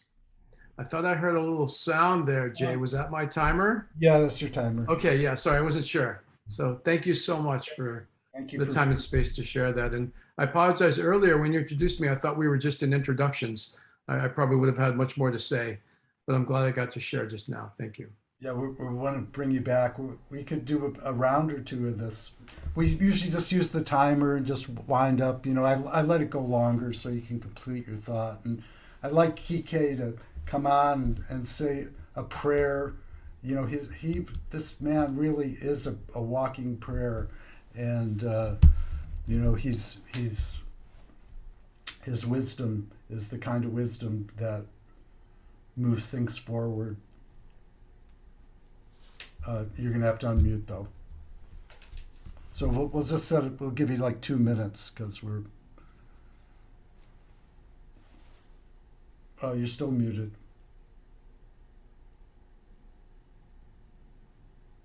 There you go. Can you hear me? Yep. So far from listening to everyone, it's been very profound. I mean, there's not much I can say beyond what they have said. It's what I seek, you know, to seek that inner light so I can enlighten, cross my path wherever I walk every day, you know, and whatever tears that I have to share that brings enlightenment also to people. We're in a war right now. It seems like darkness is trying to prevail. And the thing is that since we are awakening, we have a tremendous force of light that walks with us. It's God, it's the heavens, it's the angels, and other deities that people believe in. They all come down to the same thing. But the thing is to remember that we all exist as one, and we all are the same people. Like it was said earlier in the show, I couldn't have picked better words. I mean, both parties that I've listened to are very profound in their words. And it's what I seek basically in my life, in my journey as I awaken also. I'll share with many. And there's a lot for me to awaken as well, since I've come out into the medicine world again after 13 years of retirement. So I'm walking right now steady, like that vision I had, walk softly as the eagle feather falls. The eagle to me and to many of us in the Native nations carries our prayers to the highest point of the heavens. So I'm just trying to do this as well. Try to walk softly, be humble, be kind, be gentle, and seek light every moment. From the moment that we get up, from the moment we blink, we breathe, we hear, and we need to encourage many to take a walk in nature, listen to the wind, listen to the silence of the wind. There's many messages in spirit. Hug a tree, look at the plants and enjoy them. Watch the water streams, which the gentleman had said, we are water, we are the sun, we are the light. This is all part of life. And this awakening that has been happening throughout the world right now, it's the greatest thing that could happen, because many of us have forgotten so much, worrying about so many different things in the material world and emotional and envy and so many other things. There's so much to explain, but it'll all come to us as we journey, walk this path, and as we practice it as well. And the idea is to be humble at all moments of life and enjoy that prayer, enjoy the light that comes into your body and soul, because we are light. We are the healers of this planet, and we have the power to heal this planet that's been given to us. And this is what we need to do, and rejoice every moment that we can, no matter what goes on in life. So anyway, I appreciated all those who spoke earlier, and I humble myself to them as well. And I thank you for myself listening to everyone speak. It's been an incredible journey and evening, and there'll be more to be said as I walk further in my life in the days to come, in the years to come. So anyway, I ask for all the blessings and blessings to all of you. With Godspeed. Aho.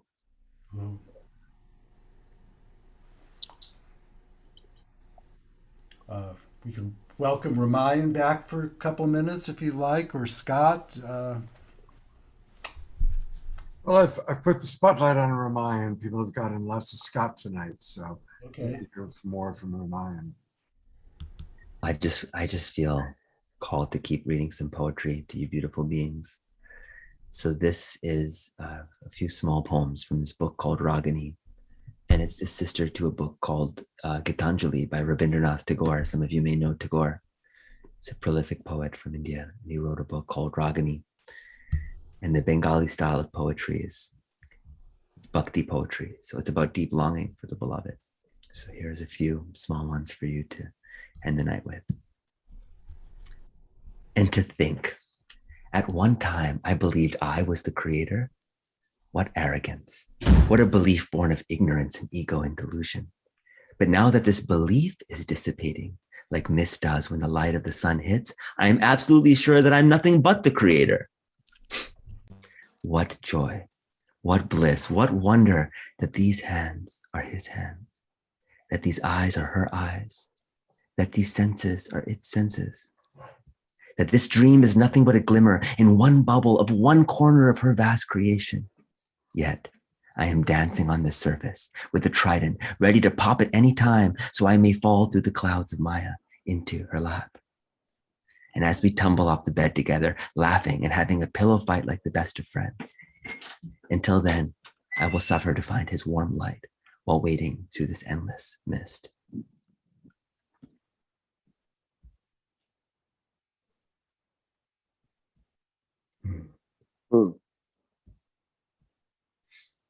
Great.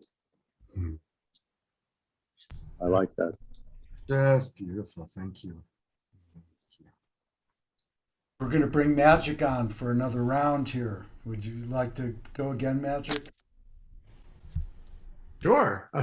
I was actually moved by the poetry, and I was like, oh, I want to go find one of my poems, but that would take a moment, and I don't want to do more poetry when that's so beautiful. I like to just let it percolate. So perhaps I will just continue with what I was speaking about, which is the illusion of us being separate from anyone or anything. That all of that is programming and conditioning of this third dimensional physical material reality, which on one level is real. And that's okay. You know, if somebody walks in right now and they, hit me, it's going to hurt and it matters. And so in some sense, there is this physical material reality. But at the same time, seemingly paradoxically, there's also the greater reality that we are all one, that there is no difference, that the same thing that is me, is you, is the tree, is the fox, is the plants. And when we realize that, when we step out of or heal or resolve our illusions of separation, then we see everyone and everything as God and as us. And that's when the peace that this evening stands for really begins to happen. It starts inside of us. We're not going to get peace by trying to spread it out into the world necessarily, but by actually finding the peace inside of us, by finding every place inside of us that's conflicted, every place inside of us that is not feeling peaceful, that is not knowing that it is God, that it is love. Because when we know we are infinite, when we know that nothing actually matters in this world because it's all temporary, then we're at peace. And then we don't inflict our hurting on others because we're not in that hurting. We're in the peace of the oneness that we are. So finding those places inside of us where we have fears, where we don't like things about ourselves or others, where we are in judgment. You know, during these times of COVID, I find that there's lots of divisiveness on both sides. There's the vaccinated, there's the unvaccinated, and each side seems to dig into we're right, you're wrong. And there isn't a right and wrong. That's something made up by the mind. That's something made up here in duality, in thought form. It's not real. It's not black, it's not white. And so can we love the place inside of us that judges the other, that finds wrong in them or wrong with us, or thinks that we're right? So that those egoic needs, which bring us the false sense of security and safety, can heal and be resolved, and we can realize the love that we are and feel safe in that, even though we know we're not. So now is the time for each of us to really, really drop into the places where we're in blame and where we think the other is wrong, and to find that wound. That is a wound inside of us that needs our love, our presence, our care, our attention, so we can heal that. And then we can bring passion, compassion, care, action, but not judgment and hate and blame. I think I heard that little chime again. Yeah, Jay? That's the one. Okay, thank you so That's much. beautiful. Thank you so much. Really blessed to have you on the show. It's beautiful to be here. Thank you so much. Good to see you, Scott, by the way. Oh, thank you. Magic is a longtime friend of mine, and it's great to have you with us. And I'm appreciating, hey, it's all men. It's like, it's Jay and Scott and Ramayan and Magic and Kike White Eagle. So it's kind of interesting that it ended up being 5 men as the presenters in this after show. And so here's to the brothers. I appreciate that, because it's that feels good. And each and every one of you, what you're sharing is really, really important. Thank you. Thank you very much. I'm going to share a video that I have here of Sadhguru, who I really enjoy. And, he has such wisdom And here, let's take a little listen. It's a short video.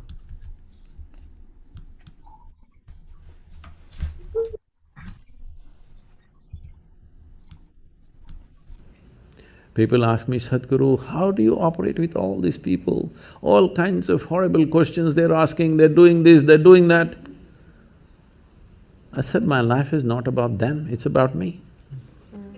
It's about how I am. It's about me. It doesn't matter how they are, that's their choice. But how I am is my choice. This is my way. No matter what they do, I'm like this. Because I have not given that freedom to anybody, that somebody can freak me, somebody can make me angry, somebody can make me happy, somebody can make me unhappy. These privileges I kept to myself.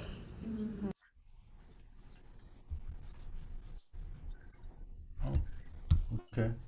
It's beautiful. That was short.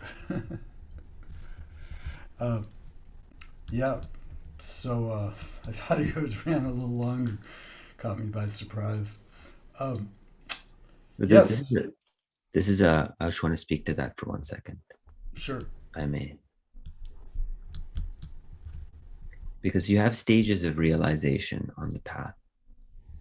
And it's important to know who you're speaking to. What I love about Sadhguru is that he will not step down the truth for anybody. He's not trying to appease you. He's not trying to make you feel good. He's trying to tell you the truth about how reality operates, and you don't have to like it. It may offend you. You may not like it as a cultural nuance, especially if you're in victimhood. You won't like Sadhguru. You won't like it because he doesn't allow you. Any real guru or any real teacher will never allow you to live in victimhood. It won't happen because you're giving responsibility to another for your life. But it's because we have a short cosmology. If you only believe you're here for one lifetime, of course you're not going to have causality. Of course you're not going to understand your place in a much larger causal thread.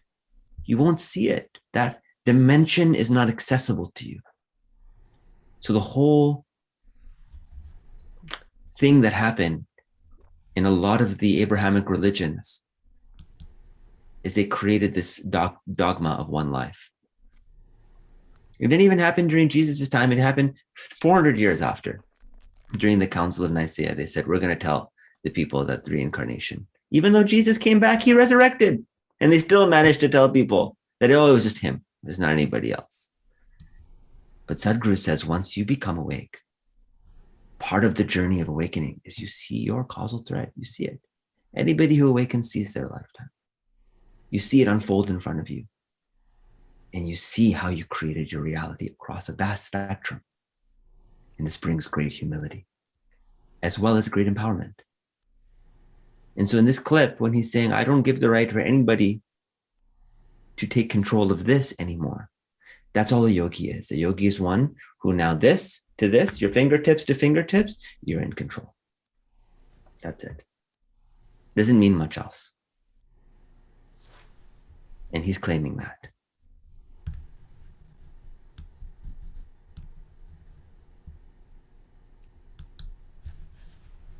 Thank you.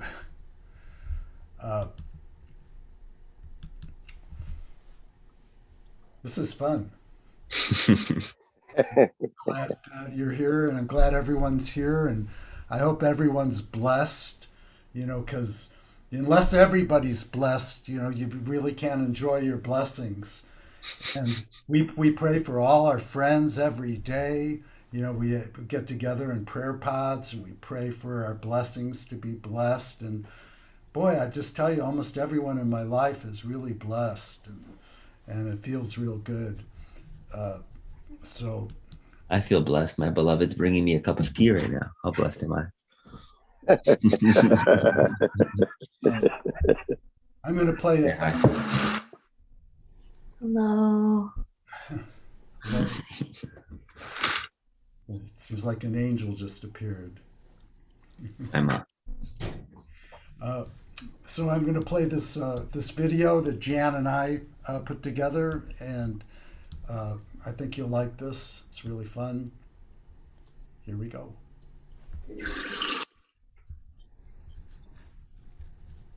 And Action. Action. Jay is playing a video that we I'm do Jay. together. Jan. He's doing this live. I'll say that's Jay and Jan. It's just us, just folk, you know.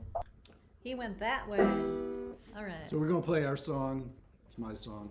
It's called "Love Is the Answer." I think Fantuzzi helped me write a few words to this. Trevor. Me. Yeah. We all. Mostly me, though. It's my song. Without me, there wouldn't be a song. It's Jay's song, for Right. sure. Okay. Love's the answer. Love's the answer. Love's the answer. Works every time, just like the sunshine. Just like the sunshine. You gotta love everyone. gotta Love everyone. Our time has come to love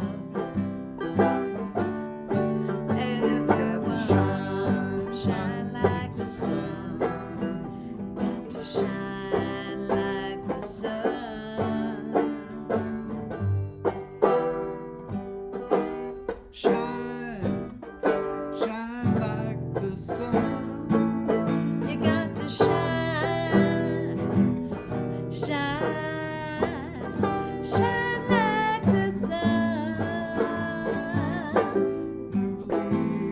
There's something better, something better around the bend. That there's something better. Come on around that bend. that's love. Love's the answer. Love's the answer. Love's the answer. Works every time, just like the sunshine. Just like the sunshine. Sunshine. Gotta dig Dig, dig down your soul. deep down inside. You got to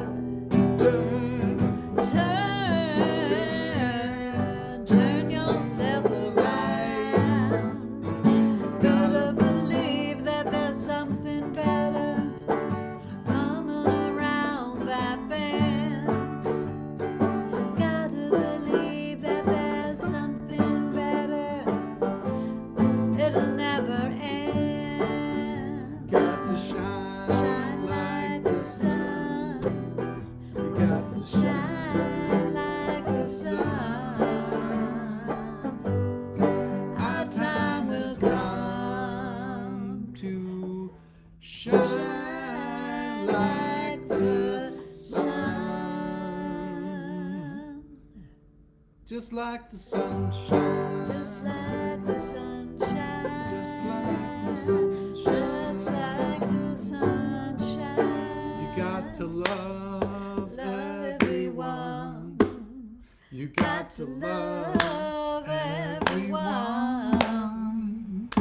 Love everyone. Our time has come to love everyone. Love everyone. Our time has come to love everyone.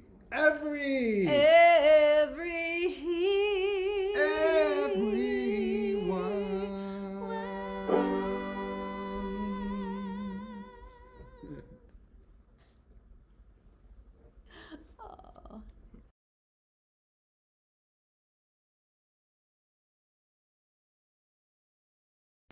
That was a lot of fun.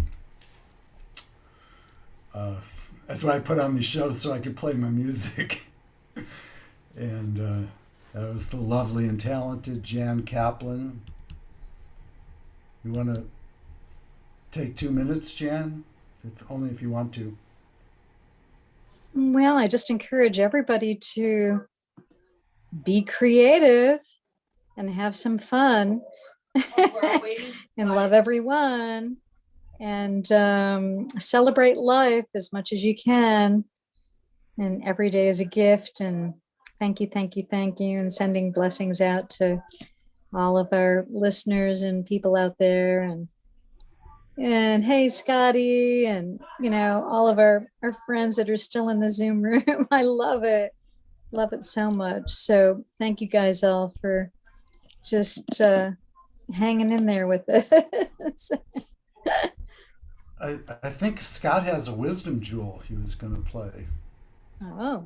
You want me to play it, or do you have it queued up? Give me a second and I'll pull it up for us. These are the other wisdom jewels that you pulled together. Let's take a look at which one you guys chose. This is from Jay and Jan.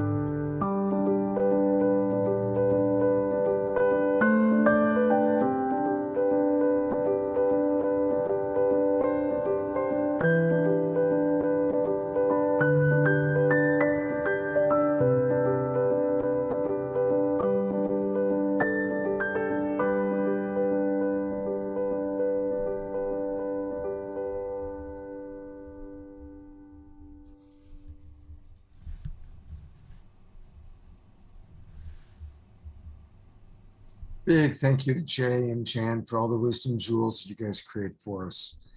It really is one of the best features of our show, and it's totally a Jay and Jan creation. So thank you very, very much.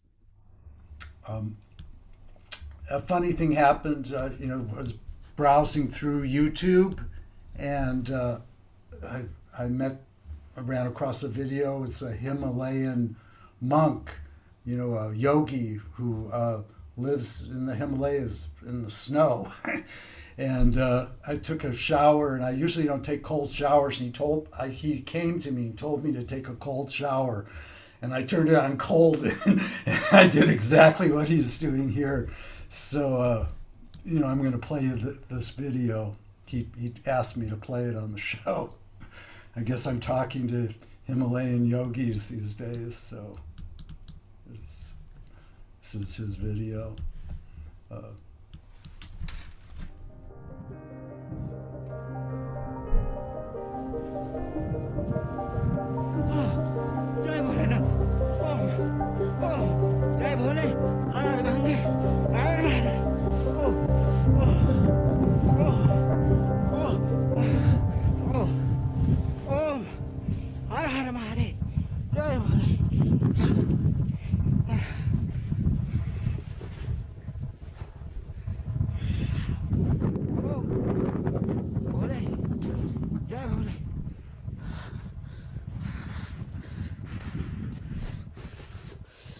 Boom.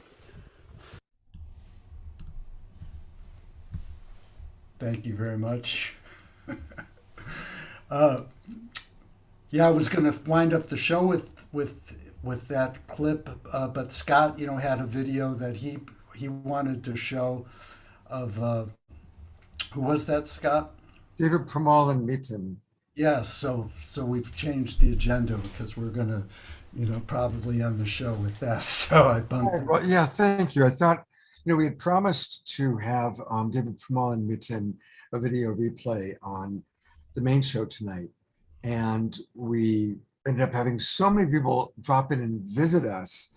It was amazing. And then we ended up getting both Sean and Paul doing magic. And so we didn't get a chance to show it. But I'm going to close this out. So this is a chance. I'm going to go to gallery view for a minute. And I just want to say thank you to everybody who's still with us. I want to thank Kay White Eagle.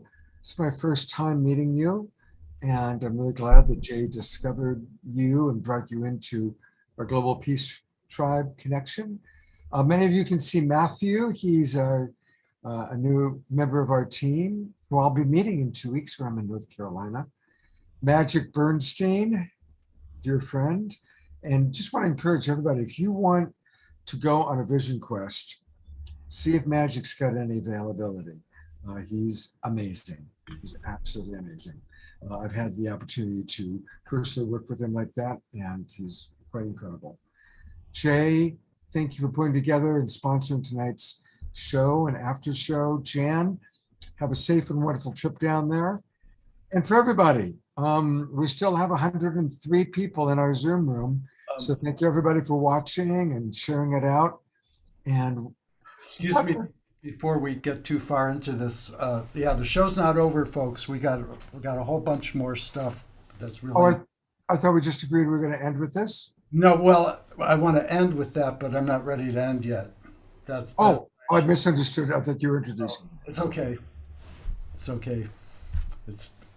But yes, because I wanted to talk about a couple of other things that are very important. But thank you. Sorry I misled anyone.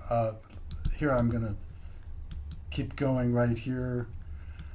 What I wanted to talk about is I wanted to touch on nuclear testing and global warming and the glaciers melting.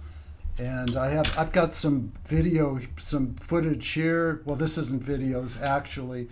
This was after the 5th nuclear test by France in December 27th, 1995, first week of January. This was the East Coast blizzards. Worst storm of the century. It was after a nuclear test. And even 25 years later, no one's mentioned nuclear test, worst storm of the century. And then on January 27th, that's like the next month, they did a test. It was 2/3 bigger. And this was the headline there. It said, killing cold hits U.S. It was 2/3 of the U.S. It says there 75% of the nation shivering, so cold that jewelry freezes to the flesh. This was after a nuclear test. And, so I wanted to add that. Did you guys see that footage there? Did you see that? I'm not sure if I shared the screen correctly or not. But let me share this again. No, Jay, we didn't see it. I'm sorry. Yeah, well, this was the worst. You can see it now, right? Worst storm of the century. This is after a nuclear test. And New York City was closed. You couldn't see your hand in front of your face for 3 days. The whole eastern seaboard was shut down and frosted in Florida. And it was after a nuclear test. And the reason that I'm mentioning all this is because, you might remember when Puerto Rico was destroyed. That was after the last nuclear test by North Korea. That was a real big, it was the same size as this test. They're killing cold hits U.S., 2/3 of the nation in a deep freeze. right there, 75% of the nation in a deep freeze after a nuclear test. Yeah, so these pictures, this is the oil fields in Kuwait that were burning, and I'm wondering why they don't include this in the global warming equation. There were 300, oil fields that were on fire, and they couldn't put them out for weeks. And every time that we blow off a bomb, that's a lot of heat. And for some reason, they don't include this in the dialogue of nuclear testing. And I've studied this phenomenon. Now we're just talking about war and nuclear testing, but it has had a terrible effect. They used to do nuclear testing in the oceans, in the water that heats up the water. So the water's being heated up every time they do a nuclear test, and the glaciers are melting. And so the reason I'm mentioning all this was September 3rd, 2017 was the last nuclear test. You might notice September 3rd this year, that's when New York was flooded. It's the same date as the nuclear test that happened 4 years earlier. The Hurricane Ida, it's interesting because that's my grandmother's name was Ida, just ravaged, New York City and the East Coast. And, it's really important somehow that we get the message out there that nuclear testing, it's worse than just bad. It's wreaking havoc on the environment in a way that affects us all, especially here in the Bay Area. We could have an earthquake like they have in Haiti and different places. So I just wanted to share some of that with everyone. And I think that's about it. I'll give you back to Scott now. I wanted to share about nuclear testing because nobody else seems to be putting it together in the way that I have. And it's important that we all know that historically bad weather happens after nuclear tests, and it affects all of us. Well, thank you, Jay, for doing that research. And I know you've talked about it with me privately. So a big thanks to Jay for tonight's show. And a reminder to everybody that starting next week, the after show and the early Zoom room show are going to be for Global Peace Tribe members. So if you haven't already, go to globalpeacetribe.com and register. I thought it'd be nice to conclude as a kind of transition from Saturday night and prepare to go into Sunday with Debra and Nitin, who are going to sing the Gayatri Mantra. They were guests on Saturday Night Live. My wife, who passed away, knew them very, very well. They were all devotees of Osho. And they spent many years together in Pune and also on the ranch in Oregon. And then we were all in India together for 5 weeks. We spent 5 weeks together in 2005 and 2006. So they're longtime friends and of course, absolutely magnificent musical artists, very beloved. And I just thought this would be a lovely way. I knew it was going to be a long night with our main show and the after show. So thank you again, Jay. And let's conclude our evening with Debra and Nitin. Good night, everybody. Thank you.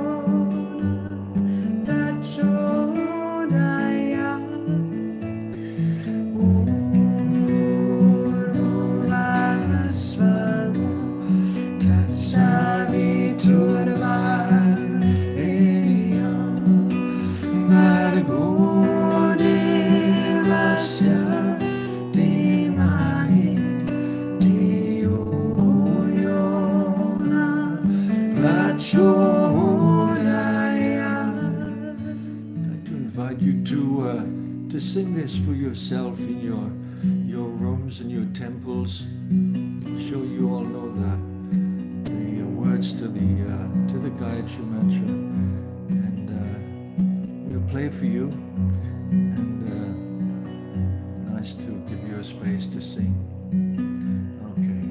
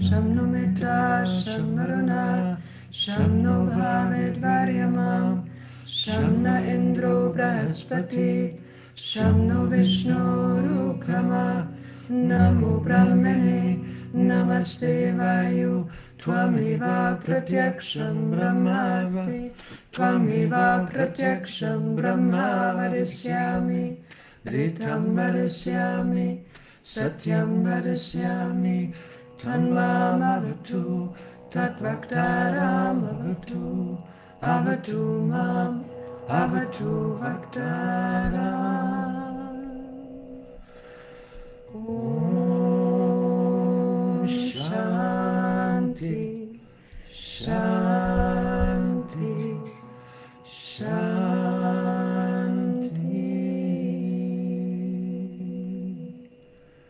You join us. Om Shanti, Shanti, Shanti, Shanti.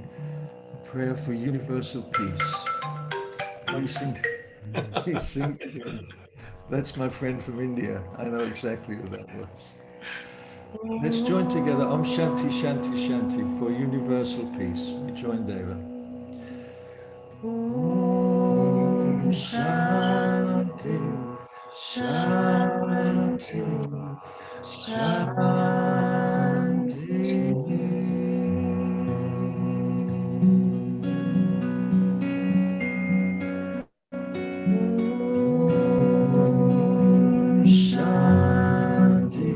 Shanti, Shanti.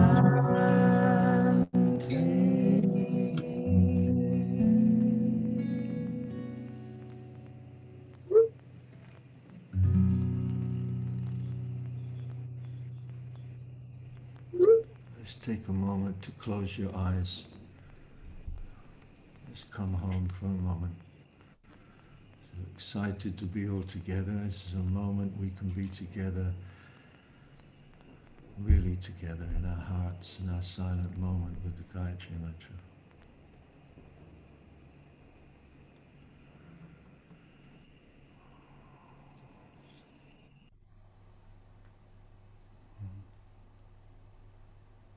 Really beautiful. They just have such an incredibly high level of vibration. Well, I see we still have 95 people with us. That's amazing. So thank you, everybody. I've got some more going on here. Feel the spirit moving. It's moving, shaking. So I wanted to talk about the Big Bang. A lot of people wonder about the Big Bang, but it reminds me, like, that's where life was created, right? Started with the Big Bang. And it reminds me of the orgasmic experience. The Big Bang was an orgasm, and it was a form of death. It was a form of birth, and it was one of those moments.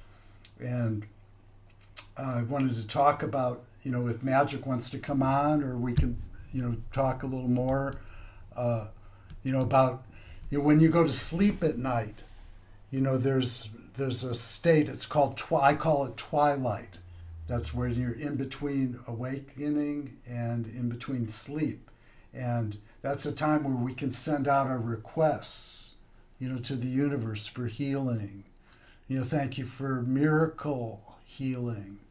And it's really powerful to work with the subconscious, and that's why people have such trouble changing, is because the subconscious is the rudder that really drives our behavior. So I was wondering if you were talking about fears, and I think that's what really drew me to you when I heard you talking about fears, and you guided me in such a way that I really understood that, with guidance you can navigate, into these places.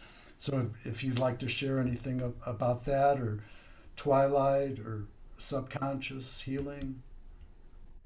Well, one of the things that I like to do before I go to sleep at night and first thing when I wake up in the morning is a presencing practice. And it's a practice where I'm going to tune in with whatever I find that's present in my field in that moment. So that could be fears. I remember there was a long time in my life when each time I would close my eyes, put my hands in my body and breathe in, I could feel just a little bit of anxiety there.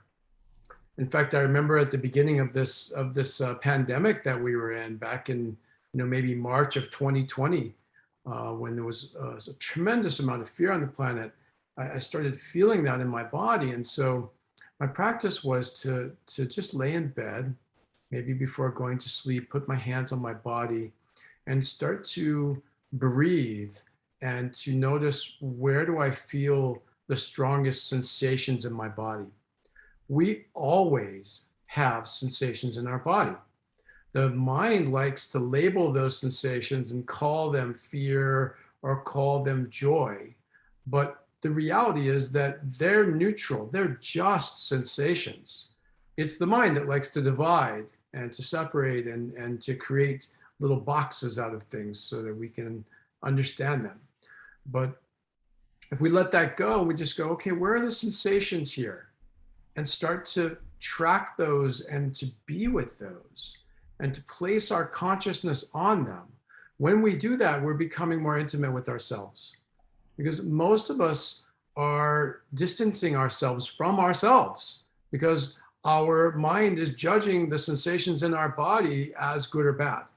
Oh, these ones I don't want and these ones I do want. And when we do that, we're walking around manipulating reality with an agenda.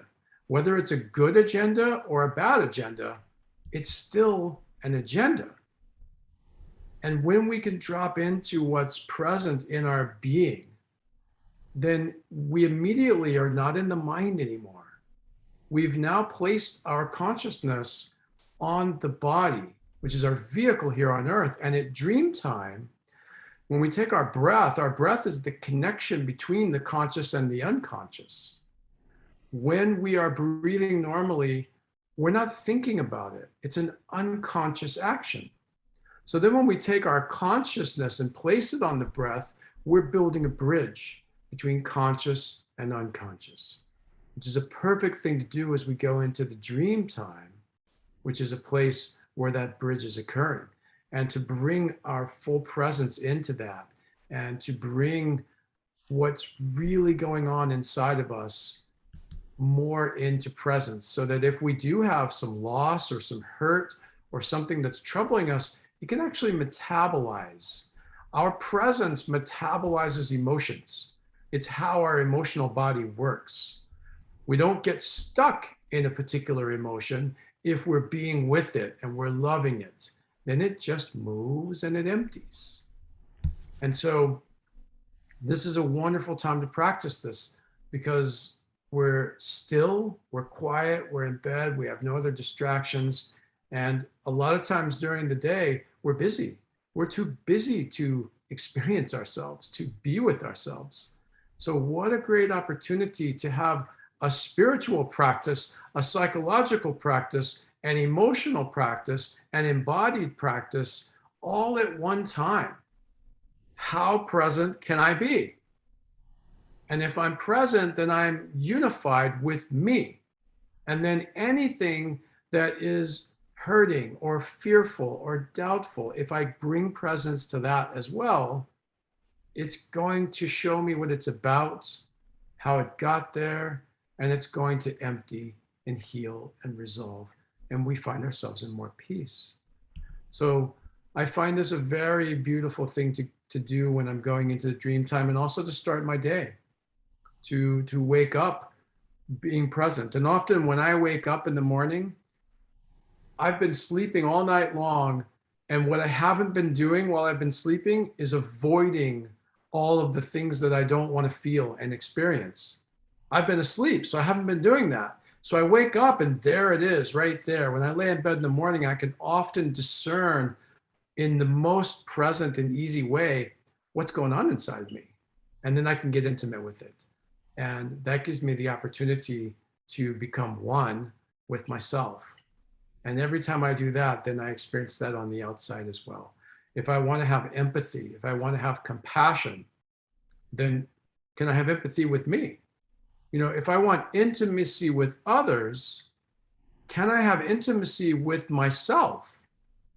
You know, a lot of people will deny what's true and present in themselves, and they do spiritual bypassing, which is the idea that I can just place my consciousness on happiness and love and joy and unity, and that I can just hold it there and it will be. It doesn't usually work that way. You're basically at wherever you're at with your unconditional love and your joy and your consciousness. But to go to the next level, it's how do you bring that love and how do you bring that presence to the places where it's not? So this is a practice that wakes us up out of tricking ourselves into thinking that we are more spiritual than perhaps we are. It's by actually being with our shadow and allowing ourselves to be present with everything that's there. I loved what you just said about tricking yourselves, because you know, one of the books that I read that changed my life was called Think and Grow Rich. And that's where I learned about this twilight meditation. Twilight is when you're half asleep, when you're falling asleep, at the moment where sleep overcomes and takes over, that moment is powerful. And if you believe, for instance, like, you know, money is coming to me, or exponential financial blessings, and you believe it like the money's already in the bank, you actually create it. And yeah, you know, Jay, that moment is what, you know, some of the shamans call the crack between the worlds, right? It's this like bridge between our third dimensional material reality where everything is solid and things are cause and effect, and I can't just create something with my intentions or my thoughts or walk through walls or shapeshift. But that moment is the bridge into multidimensionality. Notice that in your dreams, you can shapeshift, you can walk through walls, you can instantly manifest something. You're not limited by the rules and laws of science and physics. And that moment, right when you're falling asleep, is the bridge between those two worlds. And it's actually the infinite. It's the void. It's the space between breath, the silence of all that is and isn't. And so anything is possible there. That's also the way that heaven is. Like when we leave this body and we go to another dimension, people don't remember, but you actually can do that. You can fly, and then you can change into a bird, or you can, go down a waterfall, like for, miles, or go over diamond, crystal, emerald forests. Anything you can imagine is possible, in these other realms without our physical bodies. And the dream state is more like the free state. So, I try and do a little light touch. As soon as my head hits the pillow, I'll say an affirmation like, thank you for divine love. And I'll feel a tingle. Any way you can feel a tingle with the sheets, touching your body, touching your feet. I take a feather to bed sometimes. I use feathers all the time to activate light touch. And, I invented light touch because I discovered it, because, I realized I was doing things wrong and that I needed to do things correctly. It's not really wrong or right, but, I wasn't happy with the results that I was getting. So I began to invoke. You call on the angels when I want to be with the angels when I go to sleep at night. I want to recharge in Abba, what's the word? What's the blue stone? I think Kike knows this. What's this? Amethyst temples and caves. That's where I want to go when I sleep. I don't want to just have these dreams that are all in this dimension, because we're multidimensional. And we are. And being a person who has experienced a lot of those kinds of things that people dream about, walking through walls, shape-shifting, being in two places at once, I've experienced a lot of those things in my life. We all have the capacity to experience that here, in this body, in this life, not necessarily in the dream world. It comes from cultivating a relationship with the void, with the deep silence, with the all that is, with what we really are, because that's the infinite and that's the multidimensional space where there is no separation, where literally I am everything. And so when I've walked through a tree before, which I have, or I have turned into another person, or have been in multiple places at once, it's from stepping into that place that has no limitations. In Huna, which is ancient Hawaiian mysticism and spirituality, they have these 7 principles that they say if you embody them, you're awakened out of the illusion of this reality. And one of them is that there are no limits. And then they have another one that says you are what the world is, what you think it is. So if you combine those two and you remove all thoughts and there are no limits, everything and anything is possible. And that moment of sleep is the doorway. And it's really important to believe your affirmations. You believe like the money's already in the bank. This is from Napoleon Hill. And I created $75,000 in 10 days. After I wrote it down every night, I went to sleep and focused on my affirmation. And I was trying to get money at the time. And that's why I bought this book. And it actually worked. And I did it twice in my life, and it really worked. And, before we close, I don't know if Kike's still here, White Elk. Do you have a closing prayer that you'd like to add, Kike? I have a prayer that I have written the Sundance, but it'd be too much trouble to go through it to find it. But it was a very special. My poetry is about prayers that I've encountered and experiences and ceremonies and Sundance rituals. But okay, well then I guess we're going to sign off. Scott's given us the cue. It's time. Yeah, I'm just gonna do something gently, if I may. Let me see here. I need my little drum here, medicine drum. Oops, here we go.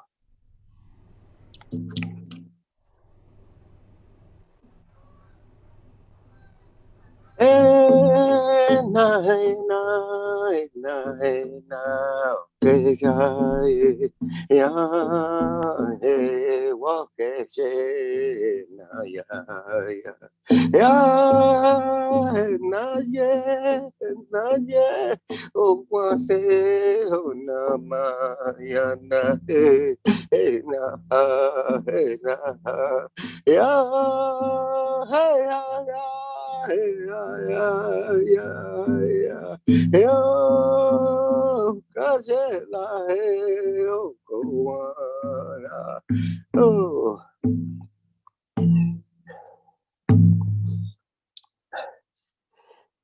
Keep the spirit in the light and keep the hope always, every moment that you walk in life. That's all I wanted to say. And to peace and harmony to this earth and all living things. And blessing. And God bless all of you. And Jay, all the blessings to you. Thank you so much for having me on your show. And it's been an experience and a lesson as well. And I really humbled myself to all those who have spoken. They've spoken wisely and truthfully. And that's all I have to say. It's been an honor to listen to all of you and all the blessings every moment that you walk in life. Aho. Oh, thank you, Scott Catamas. Thank you, Scott. That's it. You're muted, Scott. Thank you, everybody, for joining us tonight. Thank you, Jay. Thank you, Kike. Thank you, Magic. And thank you, the people still watching. God's blessings. And tomorrow morning, my Secret Sunday show, I would love for you to join us. A really nice group of people that comes every Sunday now. And I'll be introducing you to my friend, Reverend Fajoon, who has created something called Zen VC. Most of you probably know NVC, Nonviolent Communication. Fajoon studied with me, actually, and he's become a great NVC teacher. He also teaches Zen, and he's brought them together into Zen VC. So we'll learn all about that tomorrow morning, 10 o'clock Pacific time. That's less than 12 hours from now. So hope you can join us. Thank you, everybody, for watching, and have a beautiful, beautiful, restful evening. And incorporate Magic and Jay's ideas about how to rest tonight.